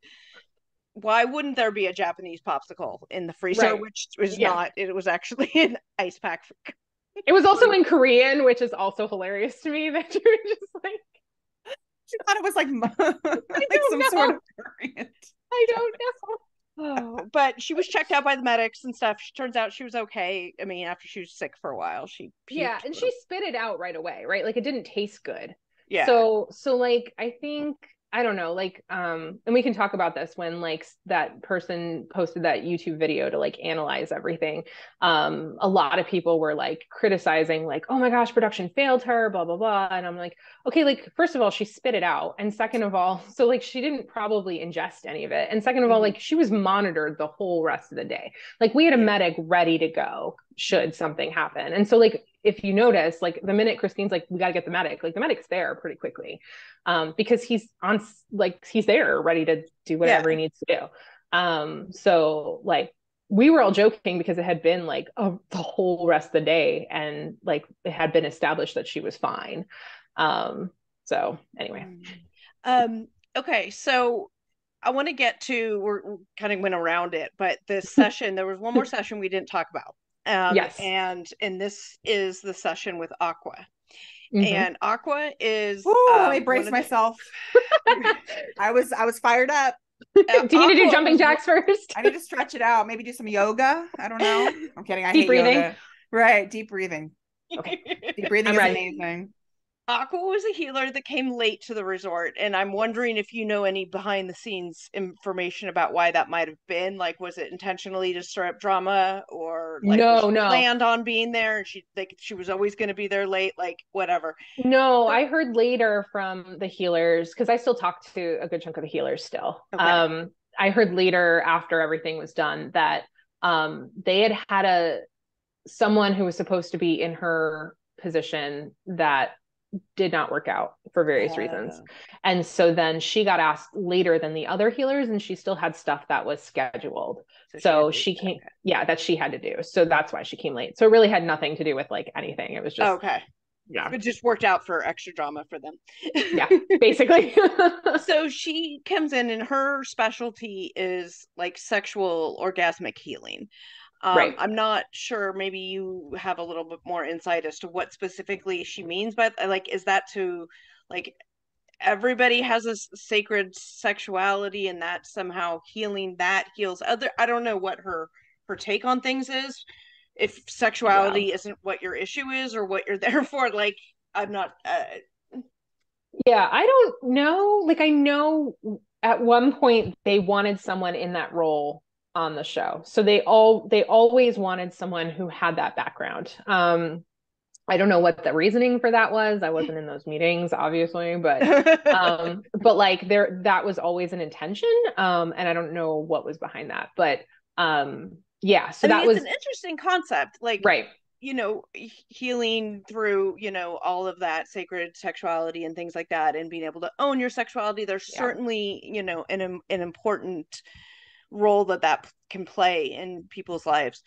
And in this instance, like what they showed was the first session, the first like meeting with all of you guys were like holding yourselves and grabbing your fupas below your fupas. I didn't not do that. Right, you didn't know. Yeah. Yes, you were like, not in front of other people. I'm like, that's kind of how I feel about it. Like, I don't know how I'd feel about doing all this sacred sexual healing on camera in front of other people. Right, totally. Like, that's just maybe not my thing. But I mean, I'm all for the concept of it, but maybe in a different setting. So yeah, totally. That was the first one. And then they had you had a solo session with her, in which do you want to tell the story? Sure. Well, so there's like a little bit of history there, because like before that, in the group session, she had us like go around the circle and say like 3 things we liked about our body and 1 thing we didn't like about our body. And so when I went, the thing I didn't like about my body was my stomach because of my C-section scar. Right. And I'm glad I rewatched this, because I probably wouldn't have remembered all these details otherwise. But she was basically like, oh yeah, I had a C-section too. I've done a lot of work to like love my scar.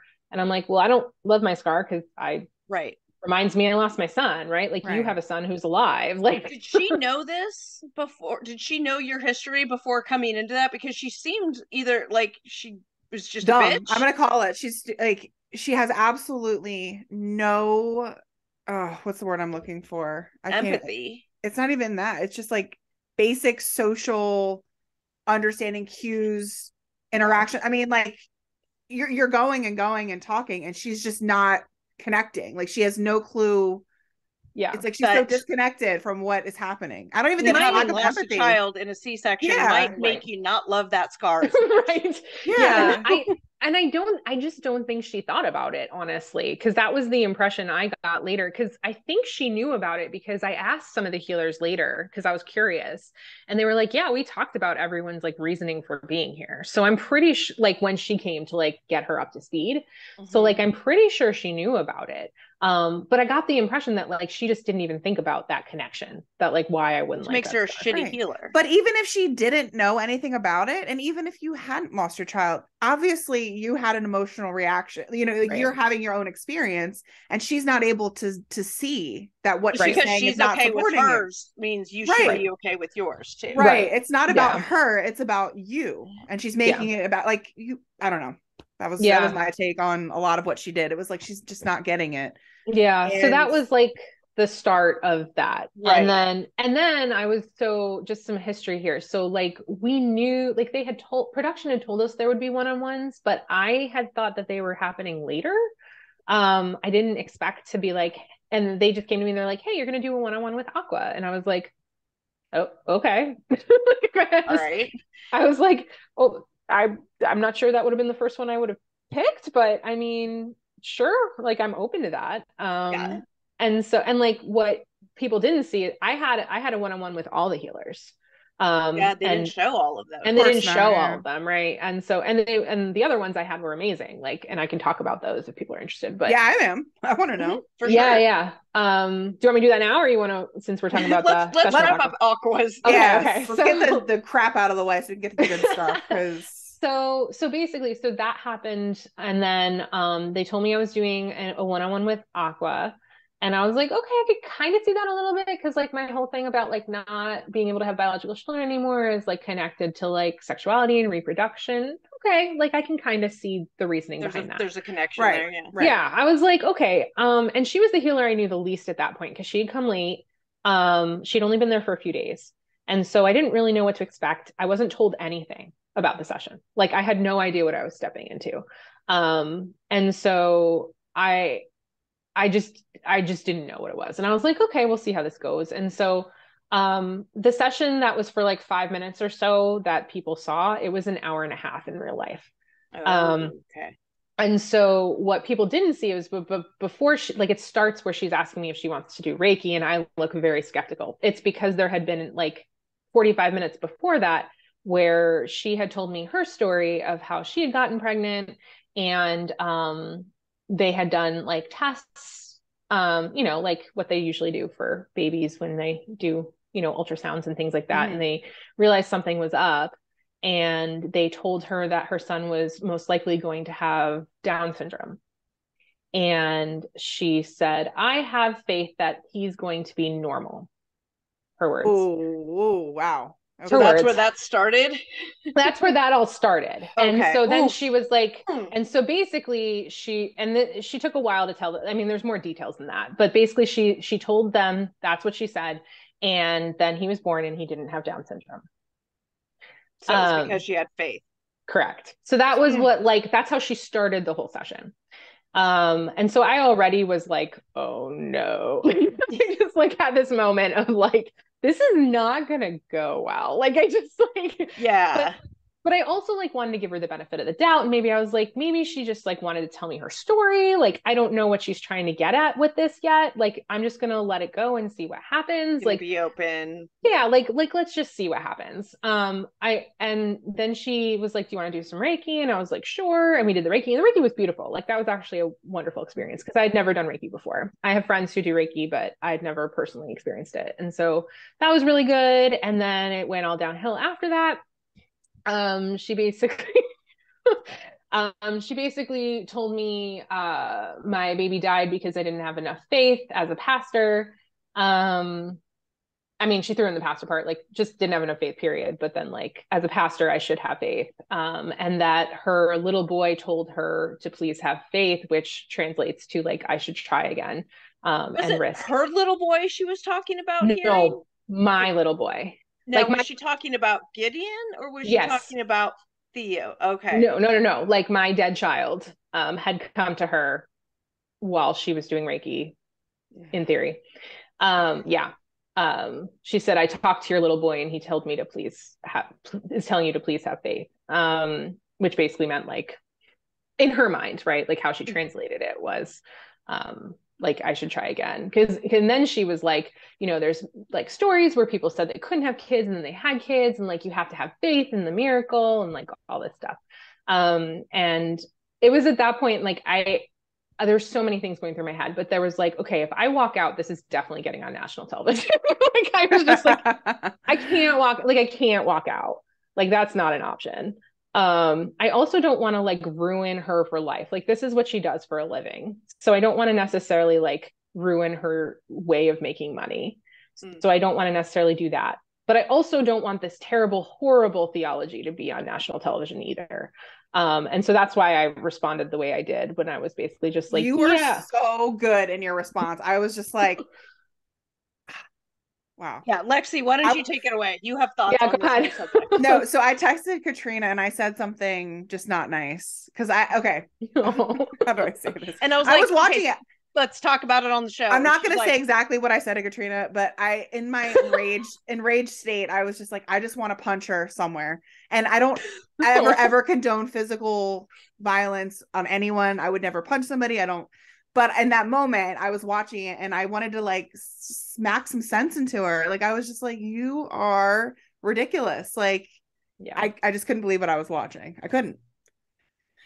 Yeah. And the thing is too, like, how do I say this? Did you look back at what she texted? Is that what you're...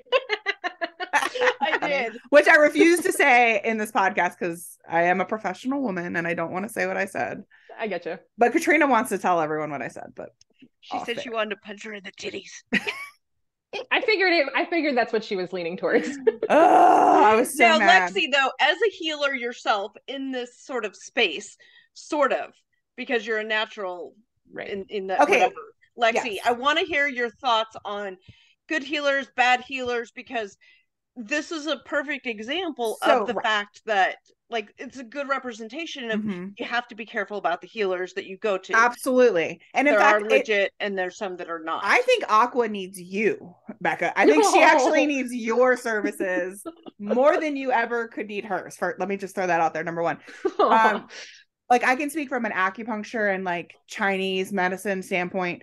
Let me just start with that because the main belief is that emotions are one of the main causes of diseases. Now, of course, there's, other things that go on in the body, but like you hold in certain emotions in different places, people react, whether it be migraines, GI issues, things like that.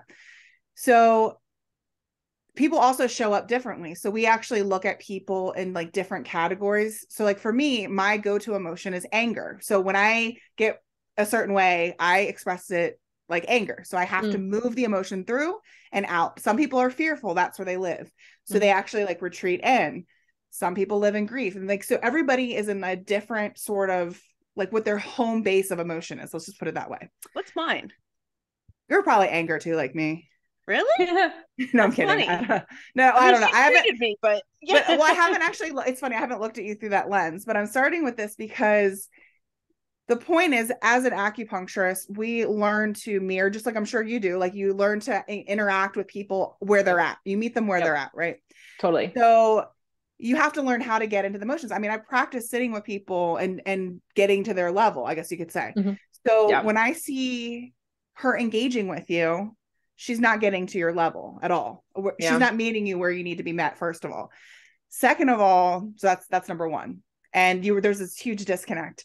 But that's why I asked if she had any sort of like license to like any sort of therapeutic license, or I mean, she didn't seem like she had any sort of knowledge on how to engage on a one-on-one level with anyone, but that's neither here nor there. Yeah. And I don't know what training, like, I'm not sure what training she's done. So, and you were kind to say that you wanted her to continue to make money, because I was like, she should not talk to anyone. Like, well, I felt a little differently after that session, I'll be honest, but like in the moment I was like, well, I don't want to, like, this is like national television, like I don't want to.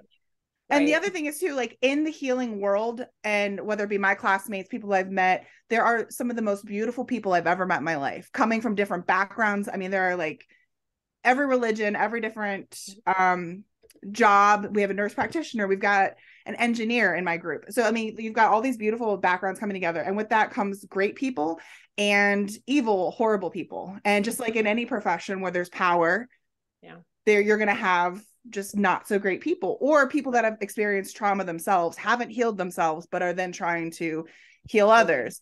And I also feel like in the healing world, there's a lot of, not, I shouldn't say a lot, but there are narcissists and power hungry people that are out for themselves. And I can't judge her based on a few hours that I've seen her, but just in general, people need to be careful and cautious who they open up to and who they trust, because she could be talking to somebody and say, hey, to another woman, you should really try to have another child. And then that woman have some sort of serious, near-death experience or whatever, the child doesn't make it again. And it's like, that's not good advice. That's just not. And in her mind, she's like, healing. right. That's it's not healing. So it's like a wolf in sheep's clothing or whatever. You're just like, there's a lot of that. And that's why I think a lot of psychics and people that are mediums, there's 90% of them are probably fake, but I have met, and that's a whole nother thing, but like, there are some really amazing people that I've met that have a gift that I can't explain. Yeah. But 90% of them are scammer. I shouldn't say 90. I keep saying that, but there's a high large percentage, right, are out to take your money or whatever. And I've learned completely separate from acupuncture. I actually met a psychic who's now 90 some years old, and she Roman Catholic, grew up Catholic, had these gifts, didn't know what to do, thought they were demonic, like, oh my God, I don't know what to do with this. But I met her through a random situation, and she sat me down, and I was having experiences myself. And she said to me, she said, you don't ever tell someone if you see death in their future, or if you see, like, she named like a few things you don't do. And I feel like, Aqua did a couple of those things. Like, you don't talk to somebody's dead son who, that's just not, whether it be real or not, like, that's just not appropriate in that situation to bring that up to you. Like, that's completely horrible. Whether or not it was real or not, like, I don't believe it was. I don't believe it was real either. I don't. Yeah, who knows? Right. And to say, like, have faith, I was like, maybe they edited this. Maybe she meant have faith in the process that you will become a parent someday. Right, in some way, right? I was like, maybe she's going there. I was waiting for it, right? I was like, have faith in the journey that you're on. Have faith you're in the right place in the right time, or what? Yeah. No. I was waiting for the have faith that you will, parent in some way. We just don't know what that path is yet, or whatever. Right. No. Right. Yeah. I think that would have been a little bit more reassuring that you're this path and journey is yours, and whatever you're going to say, but no, that's not what she said at all. But instead, she tells you that you lost your son because you didn't have enough faith, and if you just have more faith and try again, it'll happen. Right. And what really got me too is when she received the feedback that, hey, what you said was not receptive. It was not receptive, like, at all. And it was, and she worded it really nice, but I would have said it differently. Yeah. When Chrissy, so what happened after this is you, Becca, went to Chrissy and explained what had happened and how, not that you needed to, but you explained why it was hurtful and why it was problematic, and Chrissy understood. She didn't need to explain it to her just by saying what she did, what Aqua had said, that, Chrissy understood it. So she went to go to Aqua and tell her, hey, you kind of missed the mark on this one. Right. Instead of healing, there was hurting, and it was, blah, blah, blah, blah, blah. What does Aqua do? Right. Doubles down. Yeah. And any healer or any person that's just a good person is going to want to hear the feedback. Right. And look internal to see, what did I do? What could I have done differently? What did I miss here? Right. Because every good evidence-based healer is going to be wanting the evidence in that feedback loop so that they can improve. Right. And no one's perfect. Like, nobody's perfect. No, like, everyone makes mistakes, right? So like but it's owning it. Yeah. It's learning. And then after that, right, then she talked with Atasi and Onika, who didn't know, like, I hadn't talked to them about they were not aware. Right. They weren't aware of the details, but even they, talking to Aqua, were like, yo, I think it's more nuanced than this. Like, there's ways that you bring messages to people that are helpful. Which again brings up this theme of, like, language and, like, how we decide to convey messages to people in ways that are helpful versus hurtful. Like, how do I say this? Should I even say this on the we can edit it out if necessary. Okay, well, I will say that a certain person that's very, very close to me many years ago had an abortion and was so completely traumatized by having it that it carries on to this day. Like regret. I'm not saying that a lot of women have regrets, but like it was a decision she made. Right. This specific instance. And the psychic was able to see that and not only tell me that it, like, she didn't say the exact words, but she was like, you really need to talk to this person about the grief that she's carrying about a situation when she was young. And she like went into this whole thing that when I told this person what she had said, it was like, oh, there's no way. I mean, there's more detail to that, but it's just like how you say things, like to carry a message that's positive, but also like healing is one way, but you don't just like go off like she did in a way that was just, she didn't go off, but she was just so snarky. That was like, just, I don't know, snooty, snarky. I just got like negative energy. She's very right fighter about it. She was like channeling Robin in that regard. Now, one of the things about this particular session and this issue is that it highlights something that you then went on to go talk about a little bit more. And now you mentioned the YouTube video. I did not get a chance to see it. And I thought, well, you know, you can tell me instead of watching somebody else. I can have you tell me, you know, is this concept and this subject of spiritual abuse. Yes, I did read the article you wrote. Yes. And very good article. I think it's a fascinating topic, and I really I feel like we could do an entire show just on this because I see it a lot. I see the people I know have come from backgrounds of spiritual abuse. I've seen that a lot. And it is something that is a lot more prevalent than gets credit, I guess. Totally. Is the way it gets the attention. Talk about that aspect of it, please. Yeah. So spiritual abuse is basically any sort of emotional, physical, spiritual abuse that happens in some sort of spiritual setting, right? So it could be something that's related to your spiritual being, or it just could be happening in a spiritual setting. So I just want to put that out there. So it could be anything from someone commenting negatively because you're a particular religion, or it could be that you're just happen to be in a house of worship and something bad happens to you, okay. Yeah, it could be either one, right? Okay. This obviously was the first where it was aimed at spiritual well-being. And it was there were a couple different things happening here, right? So one of the things that happen with spiritual abuse sometimes is the idea that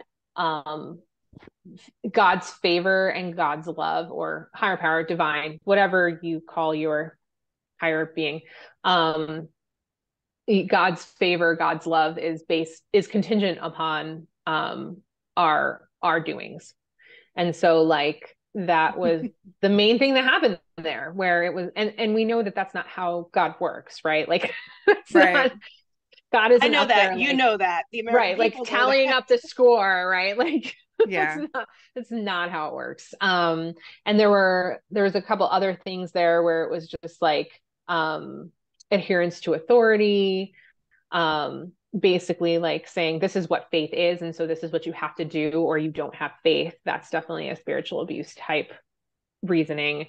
And then there was some after that where there was ostracizing and ridiculing. There were some social media happenings that happened after that. When I read that in your article, that was completely new to me. I had not seen that.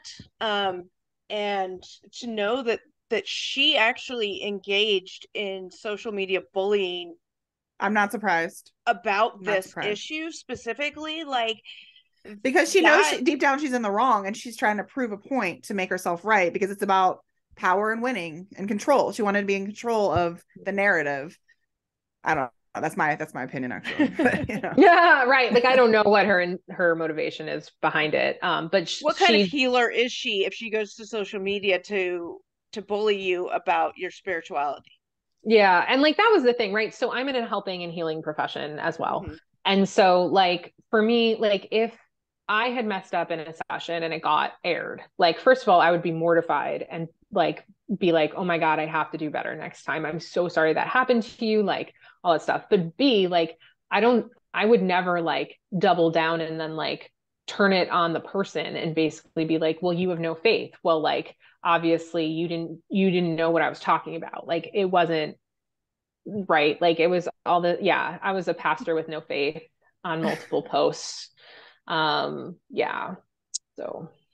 So I noticed her profile was private, and I tried to request her just to see her profile, and then she didn't accept me, or it was like pending. So then I just gave up. I was like, why would I even want to? There's no need for me to even look at it. Really? I didn't know it was private. I mean? Now. It didn't used to be. There's a couple, I don't know. There was a couple different ones, and the one that had a lot of followers was private. And so maybe she got a lot of negative backlash from, I don't know. But I was like, I'm being not an asshole. Yeah. Like that. But well, I will say, like, the worst part, right, is like, there was like, I would say that was the most spirited debate from the show that happened on social media, because like there were people who were like, I can't believe she said that to her.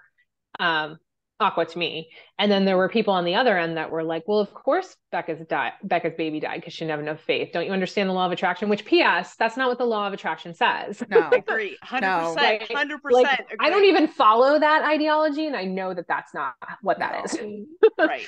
And so, but that's what it gets twisted into a lot of times, is like, if you just think like all these things, like then they'll happen to you. They'll show right. up. Right. Which is not what it means. And so there was, and like, I felt so bad because a few of my friends got into like huge debates with people because like they're like, well, I know Becca, and like, here we go.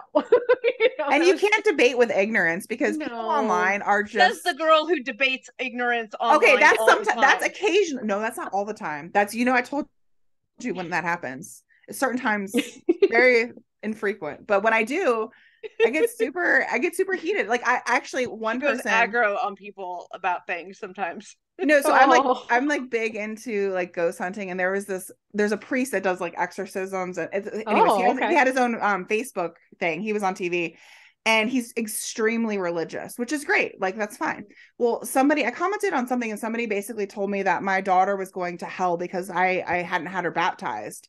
And I went on to explain, like, well, if the person is a really good person, and like I've actually been thinking about having her baptized, but that's neither here nor there. So it was just like, it was more like, so you're telling me that my daughter could be the greatest person in the world and heal people and be a good person and do all these wonderful things, but because she wasn't baptized, she's going to go to hell. Meanwhile, a serial killer who was baptized, was baptized, so he's going to get into heaven or whatever. I'm like, make it make sense, but you can't talk to these like.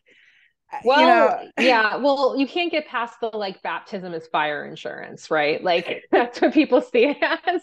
And actually, when Gideon died, like the first time I managed to go out of the house, like, except for, the funeral where I was barely standing up because I had just had a cesarean. But like, we find like 2 weeks after that, I think we went to like a Tim Hortons, which, people may not know what that is. You're up there. Yeah, we were in Western New York, like in like sort of near Buffalo area, and so like that's we're Bills. Yeah, exactly, Bills territory. Yes, and we went there, and it was a small community that we were living in at the time, and I couldn't stand up for long periods of time, cesarean, so I went and I sat in our spot, and like my husband went to go get our order, and I was recognized by a group of people, I think they were Catholic, next to us, and they proceeded to debate within earshot of whether my child had gone to hell or not because he wasn't baptized. So this is spiritual, like we talk about abuse, just people. That is right. Yeah. Can you imagine? Like, and I'm just sitting there and I have to like listen to it. Like, like it was just so bad. And it's like I don't hate to say it, but you're damned if you do, damned if you don't. Because if you were to sit there and stand up for your child and yourself, then maybe they could interpret that as, look at her. See, exactly. But then if you just sit there and you have to hear that and take it in, it's like, now you're internalizing it. And at the end of the day, it's like, people are going to say what they're going to say. And I keep having to regroup and come back to myself. And all I can do is control myself and how I react, and just focus on the good, which is so hard to do when people are treating you like that, and you're poor child, especially when baptism is like such a gift. And so like it makes me sad when it gets twisted into this other thing. Like, it's a whole gift. Like God gave us this gift to like join God's family and be like claimed as God's own, and like like it's a whole big thing, and then like it gets twisted into this like you have to do this or else, you know. Yeah. When It's it crazy. comes to spiritual abuse, now this, I'm going to link your article down below because I think it's fantastic, and other resources and stuff, because I do think this is an issue that needs more attention, and I'm probably going to have you back to do an episode specifically on that, because we do talk about other kinds of abuse, but we don't talk enough about that. What are a couple big takeaways that you want people to know? If this is the only thing that they're hearing about it, what do you want them to take away about spiritual abuse specifically? Yeah. If it doesn't sit right, it's probably not right. Okay. Right? Like we have that gut thing for a reason. And you know, sometimes like, and that obviously that doesn't pertain to like when we're stretching ourselves to grow spiritually. Obviously, like if we're doing something to get out of our comfort zone, like to grow spiritually, that's one thing. But like if you're in a situation with a spiritual authority of some sort and it doesn't feel right, it's probably not right. And say something. And if it doesn't go well when you say something, take heart in knowing that it still wasn't right, and you can walk away. Yeah, and you can walk away. Like that was the other thing, right? Like I didn't have to sit through that whole session. I did, because I was like, it can't get worse. It can't get worse, and then it kept getting worse and worse. So like it's okay to be like, this is not the person that I want to work with. This is not something I want to do. And I think oftentimes, because there's that power dynamic, right, of like someone who's supposed to be the expert. And so people are like, well, even if my gut is telling you like this isn't right, like it should still be right, right? And that's like what happens like in the NXIVM group. We did, right? Yeah. That was in my backyard here, by the way, y'all. I live in the Albany, New York area, and so like I have people who like went to their like. Anyway, this is the whole thing. But we were going to do an episode on that. Katrina and I were talking about possibly doing that. Okay, you're coming on. I would totally be part of that if you want me to. Oh yes. Oh yeah.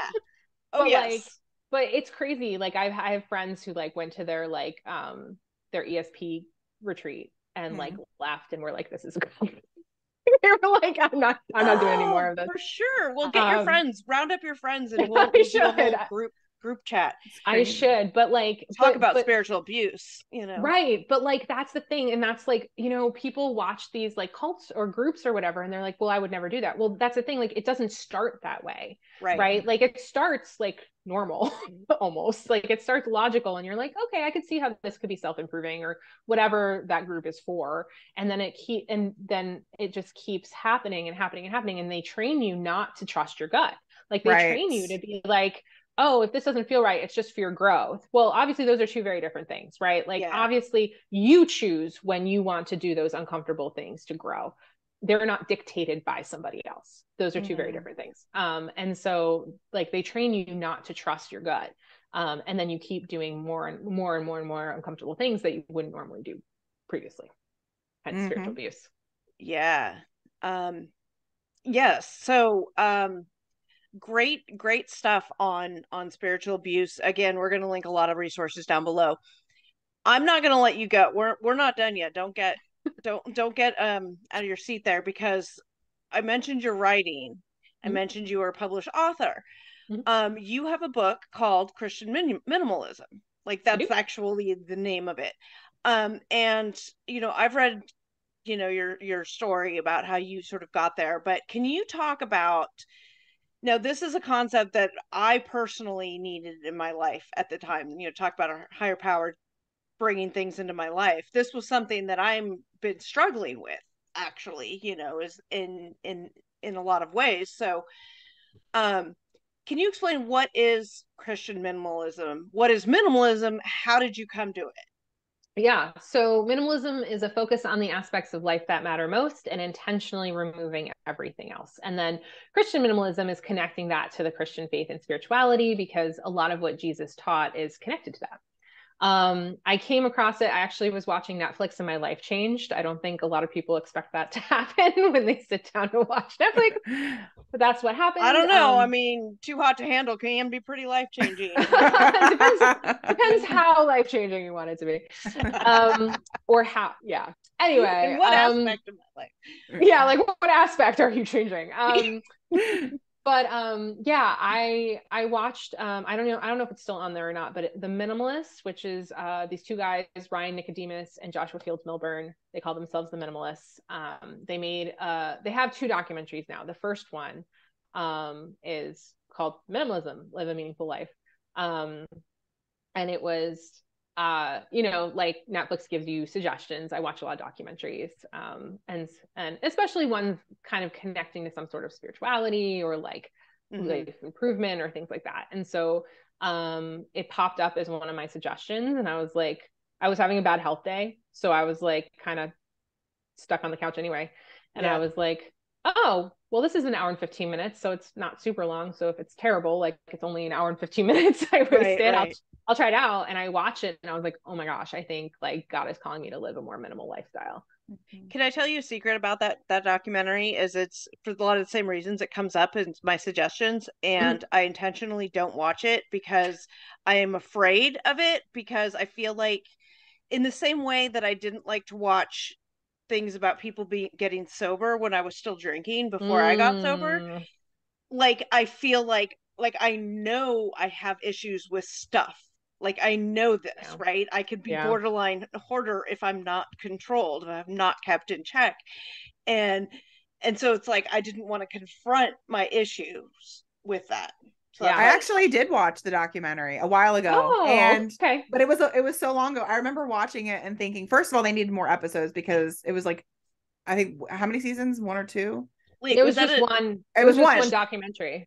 Oh, was it that? Wait, then what am I thinking of? Anyways, but the two guys were like, they like lived with like basically nothing, and they were explaining how they chose what to do. And I was just like, and I did like kind of like you, Katrina, I was like cringing because I'm like thinking, how could I let go of so much? I need this. I'm like, you don't actually need most of it. I don't actually need it, but I have issues from childhood. I haven't worn this in 10 years. It'll never fit again. It's staying in my closet. Like, right. And I think that's the hard part too, watching it, is like they went to a more extreme version of it. And like, I don't live like that, right? Like I live more minimally, but I don't have like empty rooms in the same way. Clearly, like I have, I own things.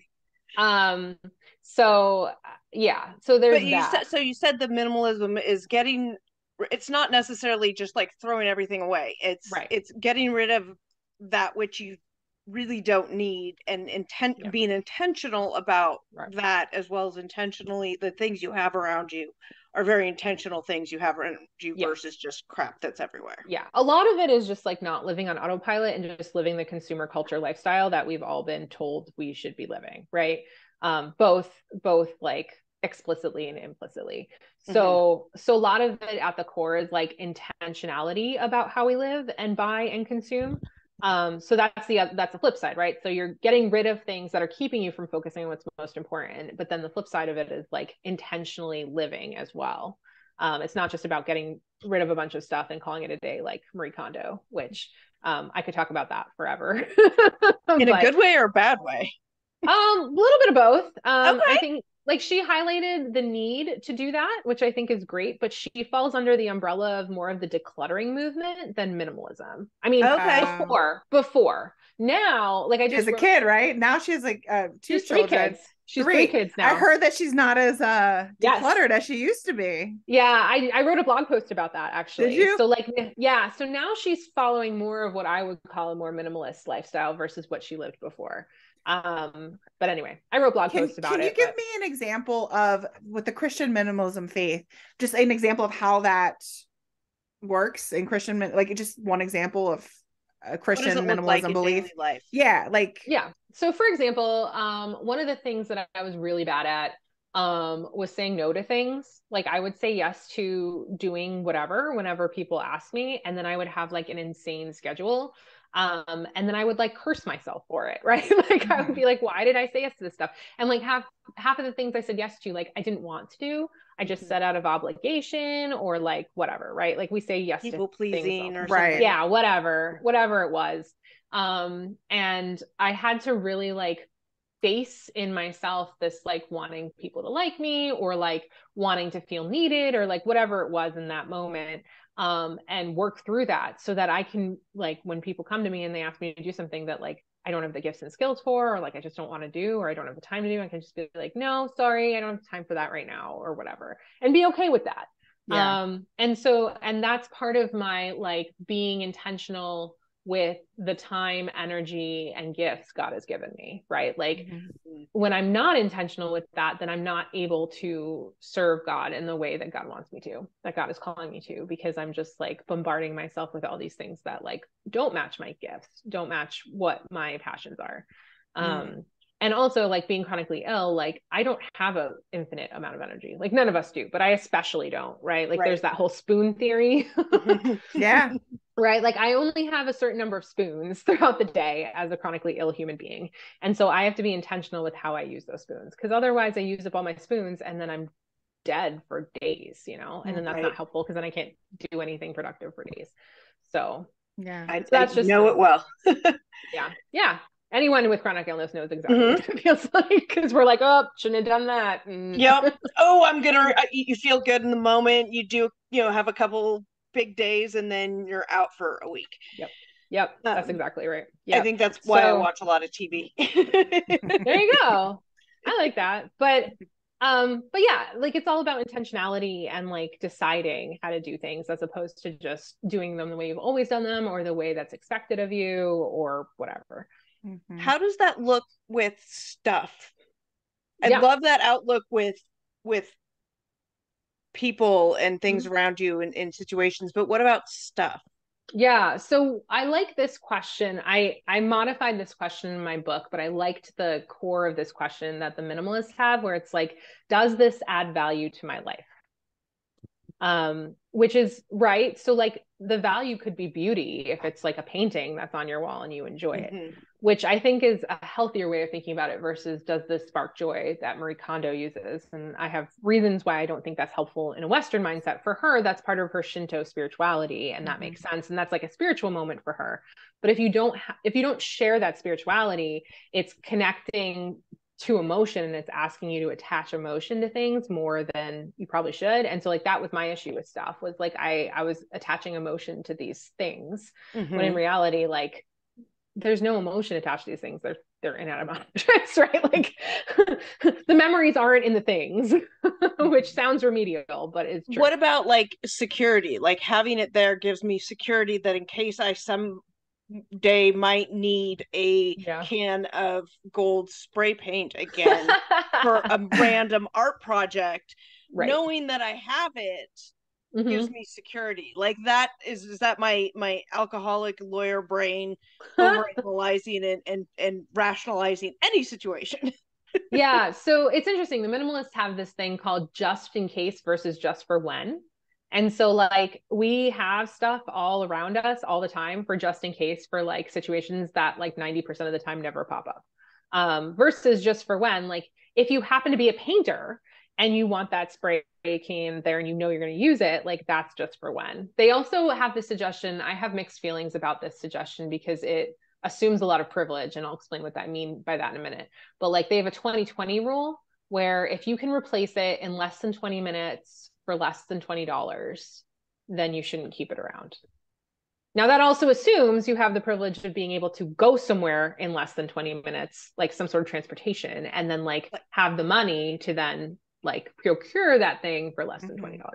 But with that said, like you can make a rule that makes sense for you if the 20-20 rule doesn't work, right? I like the concept. I do. Yeah. I mean, it makes sense. Yeah. And every person, if you're rich, it's $100,000 and 100 miles. Right. If you're poor, it's $5 and 5 miles. But right, like you can adjust it as needed. Yeah. But like the idea of having a rule, like my husband and I have a rule where if we haven't like touched something for a year, we reevaluate if it's something we need to keep around or not. I like that. Yeah. I love the concept of all of this. And in my brain, I'm like, yes, and I can make those decisions. But then my ADHD side kicks in, and it's the overwhelm factor that's huge for me. That I just I'm sitting in my craft room right now that Lexi's been in here and she knows what the energy is like in here. And it's just, it's no, like it needs to be everything cleared out. There's so much junk in here that I can barely use half the room.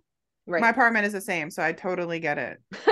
Totally. Well, I'm ADHD too, and so it's like you get overwhelmed because you're like, okay, the dishes need to be done, the laundry, the book needs to be organized, the kids' toys need to be picked up, and then oh my god, I have so much to do, so I'm gonna sit there and do nothing. Yeah, so totally. then I think I'm like, okay, let me minimize it. Let me just do my desk, or let me just do this cabinet in the kitchen, because I've read all of the tricks about ADHD overwhelm or whatever. But then something happens and I get distracted because whatever. Right. I just don't want to do it, and I sit on the couch and am in a state of overwhelm. Yeah. And then I look like I'm on my way to Hoarders. So well, what helped us was literally carving out time to do it. So like during the week, we would carve out like 15 minutes every day during the week, where it literally was like, we're cleaning out the junk drawer today. We're cleaning out this drawer today. Like that's what my therapist told me to do. And I made like 1,000 lists and then I lost them all. She's like, make a calendar, 15-minute slots, just 15. You can give yourself 15. And so I did that for a day, but I was writing them out, and then I lost that list. So I was like, oh, I got to write it down again. And then I lost that list. I'm like, I need medication again. And then out of sight, out of mind. Yeah, totally. No, that's that goes into what another question was going to be, was what kinds of tips and advice would you have for people who might want to explore this or think it might be beneficial for them?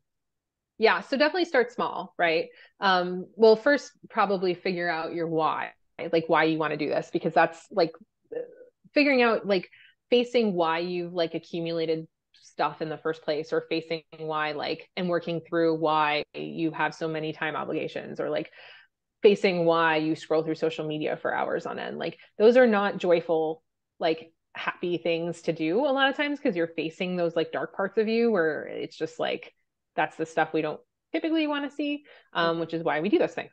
And so it's a lot of like dealing with your demons, if you will, and like shifting your worldview. And it's also not super glamorous, right? Like going through your junk and figuring out what to keep. Well, I shouldn't say everything's junk, right? But like going through all the stuff and figuring out what to keep, like it gets floggy. And so like having your reason you want to do it is really helpful. But also, like I said, start small, carve out time. So we had like time during the week, and then on the weekend, like on a Saturday, we carved out hours to like go deal with our storage unit. Because we had a storage unit at the time. So like the bigger projects would be like that bigger time, whereas like during the week we'd have like little bits of time where we would do stuff. And then you like the little bits of time feel like, oh well, I just did a drawer, big freaking deal. But then like as you start doing more drawers, like you start to see progress, and that like motivates you to keep going. Right, exactly. Yeah, I think it's great that you and your husband, it sounds like you have a good partnership in that. Ish. I mean, we definitely. Was he on board? Was he always on board? So he actually was very much like you. Like he came home from running errands, and I was like, you have to watch this documentary. And he was like, oh, that means we're going to have to change. Like, it was like that moment. But then he watched it and he totally agreed with me. He's like, yeah, I think this is something like we should do. And then I was like, well, like, it seems really interesting that like they keep talking about meaning in this thing. Like the implication being like, as you minimize your life and like find those things that matter most, like then you find meaning. And I was like, well, that's really fascinating to me, because like meaning, like religion is meaning. And so like, and a lot of this sounds like what Jesus taught.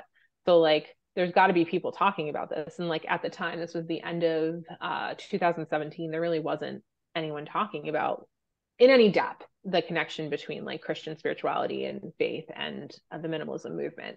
And so that's how I started writing about it. I'm gonna have to buy your book. Yeah, I want to read it. Yes. Yeah, it's fascinating having those paired, the Christian part with the minimalism. Me not being like super Christian religious, but having this very spiritual higher being concept that's, you can call her God, you can call her whatever you want, I don't care, like I know what it is to me, right?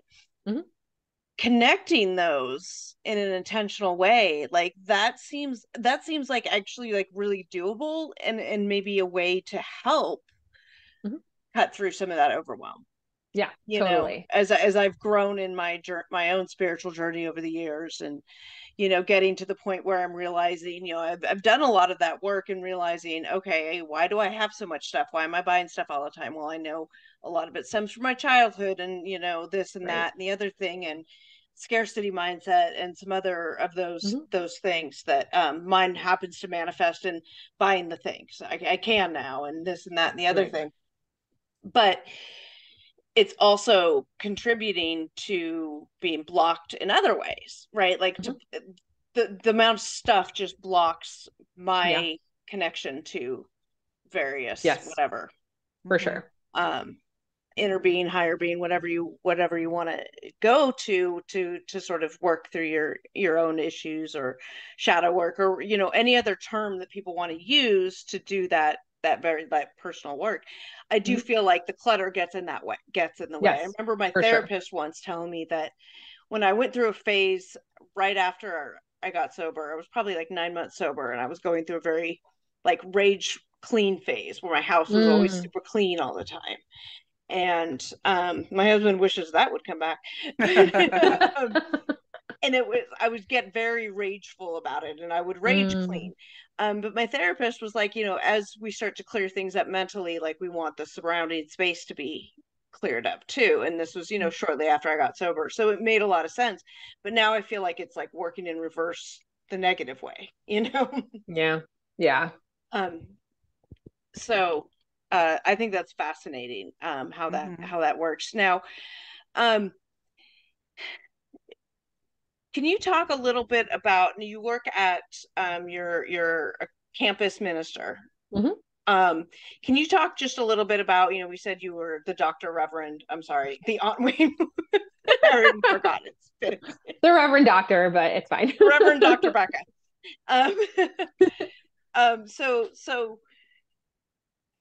Just a little bit about your CV, as it were. Yeah, sure. So so my main gig is I'm a Protestant campus minister at the University of Albany. And like I said, I'm in the Interfaith Center with a bunch of other chaplains as well. So we interact with lots of people from different backgrounds, which is great. And we do all sorts of fun things like worship and food and faith and Bible studies and drop in for bagels and like all the roller skating, ice skating, all the fun things that college students are doing. Yeah, they really like the retro stuff, which is like super fascinating to me. Yeah, axe throwing was retro popular. To be what, 90s for them nowadays? Yeah, like, right. What is retro now? I feel that's when I went to college. Yeah. I know, like if you want to feel old, like hang out on a college campus. Right. No. Yeah, I have a college freshman. There you go. Yeah. You know the drill. I do. It cracks me up that like they like roller skating, and I'm like, oh my gosh, that was cool. Like when I was younger. But anyway, yeah, when I was like 10. So I'm going to bring this full circle now. Yeah. Now, going back to Last Resort, you went on because you were dealing with your grief about Gideon and moving forward and how that was going to look in your life. As we said earlier, you do now have a son, Theo. Yes. Take me through that, how that ended up coming to be. We saw on the show that you were getting to a place where you think you can do the adoption. They showed the part where you came home and you talked to Will and all this stuff. What happened after that, and how did we get to 3 months ago when Theo came into your life? Yeah. Adoption is like a really intense process. I think, unfortunately, the way it is portrayed in movies and TV, it just looks like you write a letter to like birth parents and then you get a kid most of the time. like I legit just watched something where that was like the story. And I was like, that's not how it works. Like, I'm like yelling at the TV. Yeah. And I'm not saying people shouldn't adopt. I think people definitely should adopt, but I was not prepared. There were like classes that you had to take. There were paperwork, like we had to do over 200 pieces of paperwork, for different things, for state, for the agency. We had to show all our finances to show that we could support a kid. We had to write like 10-page autobiographies about ourselves and then meet with social workers. Yeah, it was really intense. That's a lot. And then we had to make like a 10-page profile that was then put in a binder. And so when birth parents are looking to pick where their child is placed, what family the child is placed with, that's the profiles they're looking at. And like I don't have a degree in graphic design. Like that is not my spiritual gift. And so like I had to like learn how to do that, you know? Make yourselves look glossy and glamorous. Yeah, you're like you're marketing your family. It's so weird. It's so weird, right? And so like, and you don't know what people are looking for. So you're just like, okay, like here's a picture of us like hanging out on a local like playground that our kid might play on. Like it was just weird. Which we totally did, by the way. That's awesome. Yeah. And so I don't know, it was just like the whole process was just really intense. There was a lot, and it was like a lot of hurry up and wait, which felt very much like production on the show. So it was just like, meet this deadline, get this thing in. And then it was just sort of like a lag. And then it was like, okay, here's the next deadline, you know? And then once you get all your stuff in and you have your profile in, then you're just waiting. And so we started the process sort of at the beginning, right when I got back from the retreats. This was January of 2020, which is funny to think about now. And then we had like started the like paperwork and like we're about to start taking classes, and then the world blew up with the pandemic. And we were just like not comfortable continuing with the process during the pandemic because like I'm chronically ill. And so like I have an underlying issue. So like if I got COVID, like we couldn't go to like a hospital to get a child in the middle of COVID. Like it just wasn't going to work. So we paused it for a while, and then we restarted in 21 and took all the classes, did all the paperwork and everything. And so then it was about 10 months that we waited. There was like a time in between where we were on pause because we moved from New York City to upstate New York. So it wasn't like a full 10 months. It was probably more like 9, because I think we were on pause for like a month until we upped everything again because we were in a different location. Which they also don't tell you. Like you have to redo a bunch of stuff if you move, or like if you have a change in job while you're waiting, or like whatever. Which you seem to have several, because I since I've been following you, I think you moved from like Pennsylvania to New York to like now you're in upstate New York.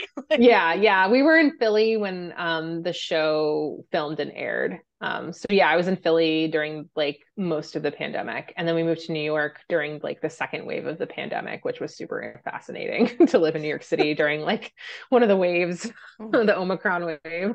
That's when I got COVID. Was that the whole city got Omicron.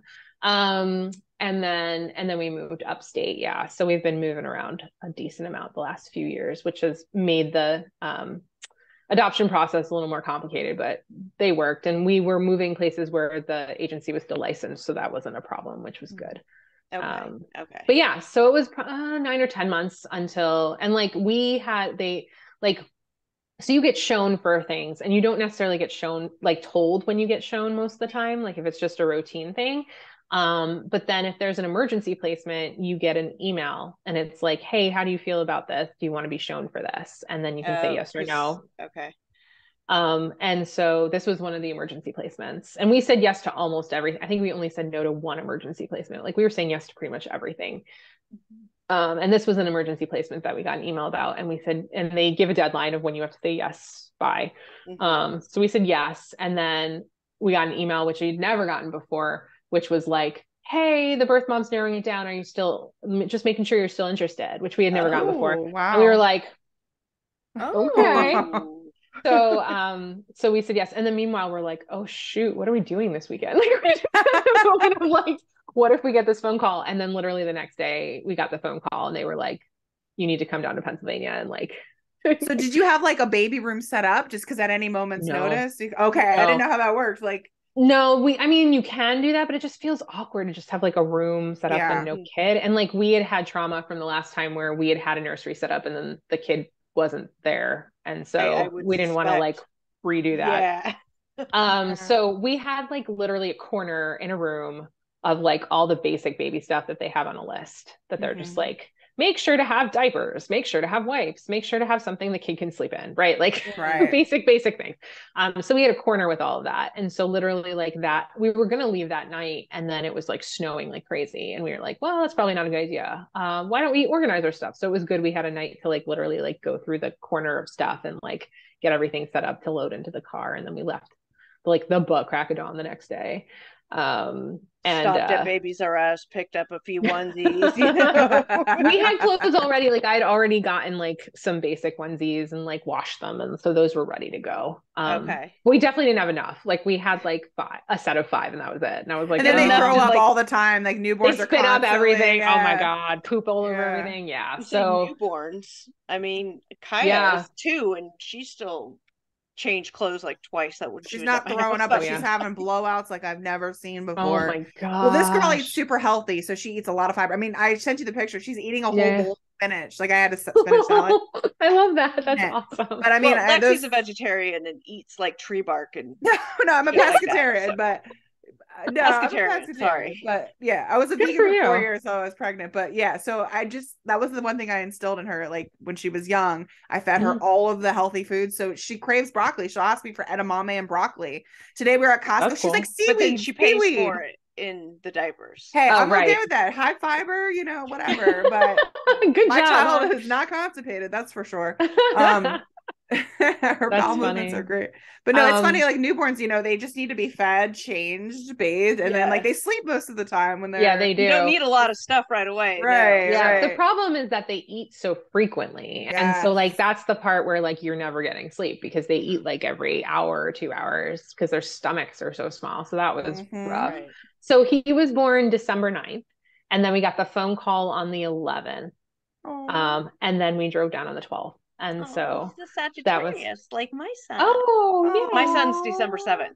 I love that. Yeah. Yeah. My mom's a Sagittarius December baby. I love December is right before December. Christmas. My brother's born in December too. Yay. Oh, it's a good time of December because when their first couple of years, when they're given birthday presents, you can take them and move them to their Christmas pile and they don't even notice. They start to notice at like 3, 4 maybe. You have to start like getting separate stuff. And then that's funny. That's funny. But like what was crazy about it was like, right, so we show up on the 12th and we show up at this hospital in Pennsylvania and like we sign a bunch of paperwork and then they bring us upstairs and they sit us in a room and they're like, we're gonna go get your son. And you're like, what? So you never meet the birth mother? Like it's no, just not yet. separate. We will. We have an open adoption, so we will. Oh, okay. I was gonna ask. Yeah, I'll explain that in a minute. And okay. And so they literally like the carts that like they have the newborns on, where it's like a cart and then they have like the little thing that they're laying in, and so like I literally just roll in this cart and there's like this little baby laying there and they're like, here you go. Here's your son. What? Yeah. So crazy. Yeah, so we have an open adoption. So that looks different depending on the agreement between the birth parent or birth parents and the adoptive parents. So for us, the agreement is, so we do pictures and letters. We do once a month for the first 6 months, then we do once a year after that. And then in addition to that, the birth mom's request was 3 visits a year. So we're actually in the process of planning that first visit with her. Okay. Yeah, so that'll be the first time we meet her because she was already discharged when we got there because it had been a couple days. So we didn't get to meet her that round, but we will. We've conversed with her, like we use an app to converse with her and send the pictures and letters. And so like we've talked to her through that a little bit. Like she'll comment on pictures and like we'll have a little like thread going, which is kind of fun. So so I'm excited to meet her. She seems really sweet and great. So it'll be good. And like it's much healthier for the child too, because then they know they're adopted right from the start, and they know the birth parent or birth parents depending on the situation, and like yeah, so I'm excited about that. I think that's gives wonderful. You guys a lot of choice and flexibility in how you guys define your family going forward. Yep.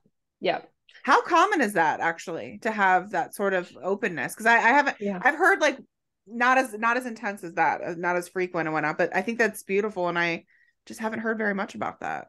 So currently in the US, 98% of adoptions are open in some fashion. Now keep in mind, open could just be like once a year letters and pictures. Some of them are not as open as ours is. But yeah, and that's been a shift over the last, I would say 10 or 15 years.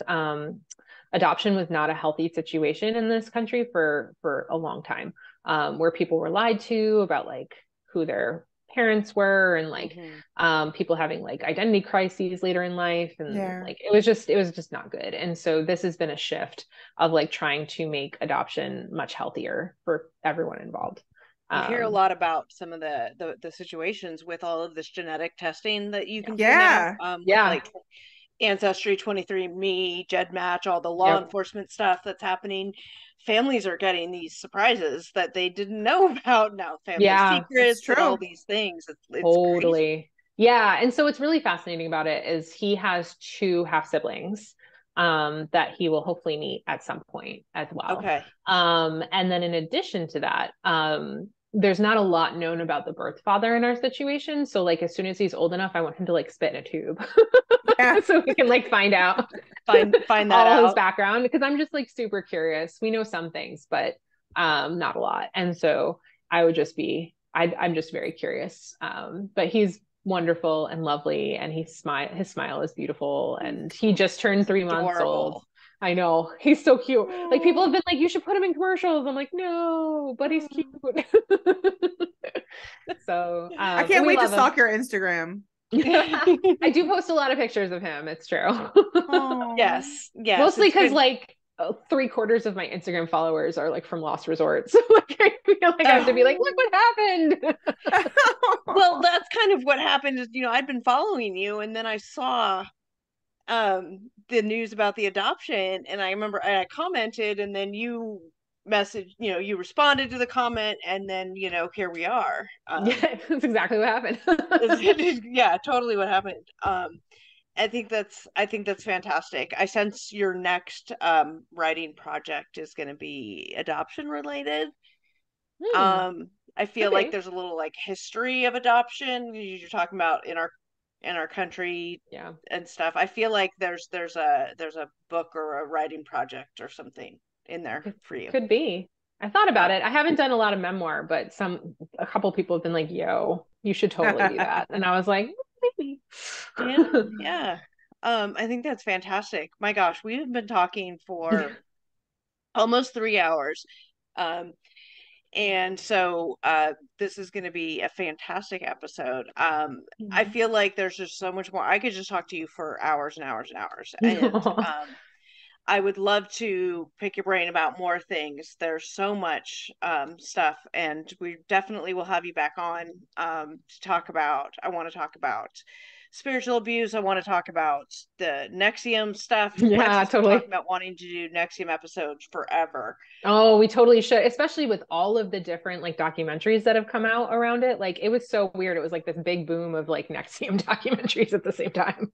I had like a nightmare about Keith the first Raniere. round and then the second round when the trial was happening. Yes. Yeah. And what's crazy is my husband actually met Keith Raniere and Claire Bronfman. Yeah. You should have him like just pop on to tell that story, because it is so crazy. Yeah. 100%. Yes. 100%. Yeah. Okay. Like it's really, this is what happens when you live in the area. Oh my God. Added to the list for sure. Look, like Lexi's like, all right, let's go. Yep. Doesn't matter that it's 11 p.m. and we all, you have a newborn and you have a 2-year-old. Doesn't matter. She's like ready to no go. big deal. Like, let's talk. With that though, I just want to thank you again so much for coming on and sharing so much of your story and your vulnerability and what is truly a deeply personal experience that you were so willing to share with the world. And I know I am a better person for having gotten to watch and experience your journey. So I just want to thank you again from the bottom of my heart for coming on and sharing this with our listeners. And that's all I got for you. Yes. Thank you. You're a beautiful soul. I loved seeing you on the show. Loved your story. And you're just amazing. Well, thank you. And I was going to say, if you feel free to edit down, like if it's too long, because we never edit. We never edit content. Oh, okay. Because I was going to say, if it's too long, like I trust y'all. We just figure out how to put it out there. Do we put it out there 2 parts? Do we put it out there one part with we'll just figure that out. I never edit content. Okay. But tell the people where they can find you. We'll link everything down below, of course, but where can people find you? Yeah. So my blog is christianminimalism.com. My book is Christian Minimalism, Simple Steps for Abundant Living. You can find it pretty much wherever books are sold, especially Amazon. You can find me on Instagram. I'm Pastor Becca, at Pastor Becca. Twitter, I'm at Becca Ehrlich. My last name is spelled weird, but you'll link it, so it should be fine. Yeah. No one knows how to spell my last name. It's weird in German. I have a Pastor Becca Ehrlich page on Facebook, if anyone still uses that. I never know. I'm a Gen Xer. That's where I live. Yeah, I know. Well, like I'm I'm Instagram. But... Yeah, I'm a Zennial, so I'm still on Facebook, but some people are not. Where else? And then you can find the Christian minimalism stuff. It's at Jesus Minimalism on Instagram and Twitter. Awesome. Awesome. I'm stalking your socials now. I already found you on. I'm like, what is Lexi doing? Oh yeah. Yeah. Looking me up right now. Facebook check. Instagram check. Well, thank you so much. And thank you everybody for listening and tuning into what Becca has to say. Please join our conversations on Facebook, on Instagram when we post these. This is also going to go on YouTube with the video. And I don't know about you, but I don't have any makeup on. This is just Neither like, do I. yeah, and I got my reading glasses, just 3 working moms trying to do it all. It's true. And this is how we do it. Oh, I forgot to mention how you can watch the show. We probably should say that. Yeah, we're gonna link that too. Like, duh. How did you? Now I'm curious how you watched it. I watched it on demand on my TV provider. I have FiOS. Gotcha. Verizon FiOS, and I was able to watch it there. It said I could download the app and watch it there too. I downloaded the TBS app. Okay. And there's other ways you can do it. It used to be streaming on HBO Max, but they took it off. So now it's just it's on Amazon Video and it's on Apple Video, but you have to like pay a slight fee to watch it on there. It's not like included in their thing. So if people can't watch it on demand on TBS, because it's still on demand on TBS, which is like crazy to me that it's been like almost 3 years and it's still on there. My mom checks it periodically. Like she'll randomly text me and be like, it's still on demand on TBS. We're watching it this weekend. Yeah. But if you don't have access to cable, the other way is just to pay the $19 or whatever and watch it on Amazon or Apple. Yeah. Excellent. And have you heard any talk? Are they going to do another one? Are they like, if they do, you need to be a healer on it. Okay. You are not the first person to tell me that. You too, Lexi, you too. Lexi, you should totally be on it. That would be so I know, fun. right? And can I just go on the retreat? There you go. Sure. As a person to I will say my podcast personality is not my healing presence personality. Oh, you can't see that. I can't see that, sorry. What time it is? 11:11. Oh, make 11:11. Yeah. That's mine and Lexi's number. I love that. Yeah.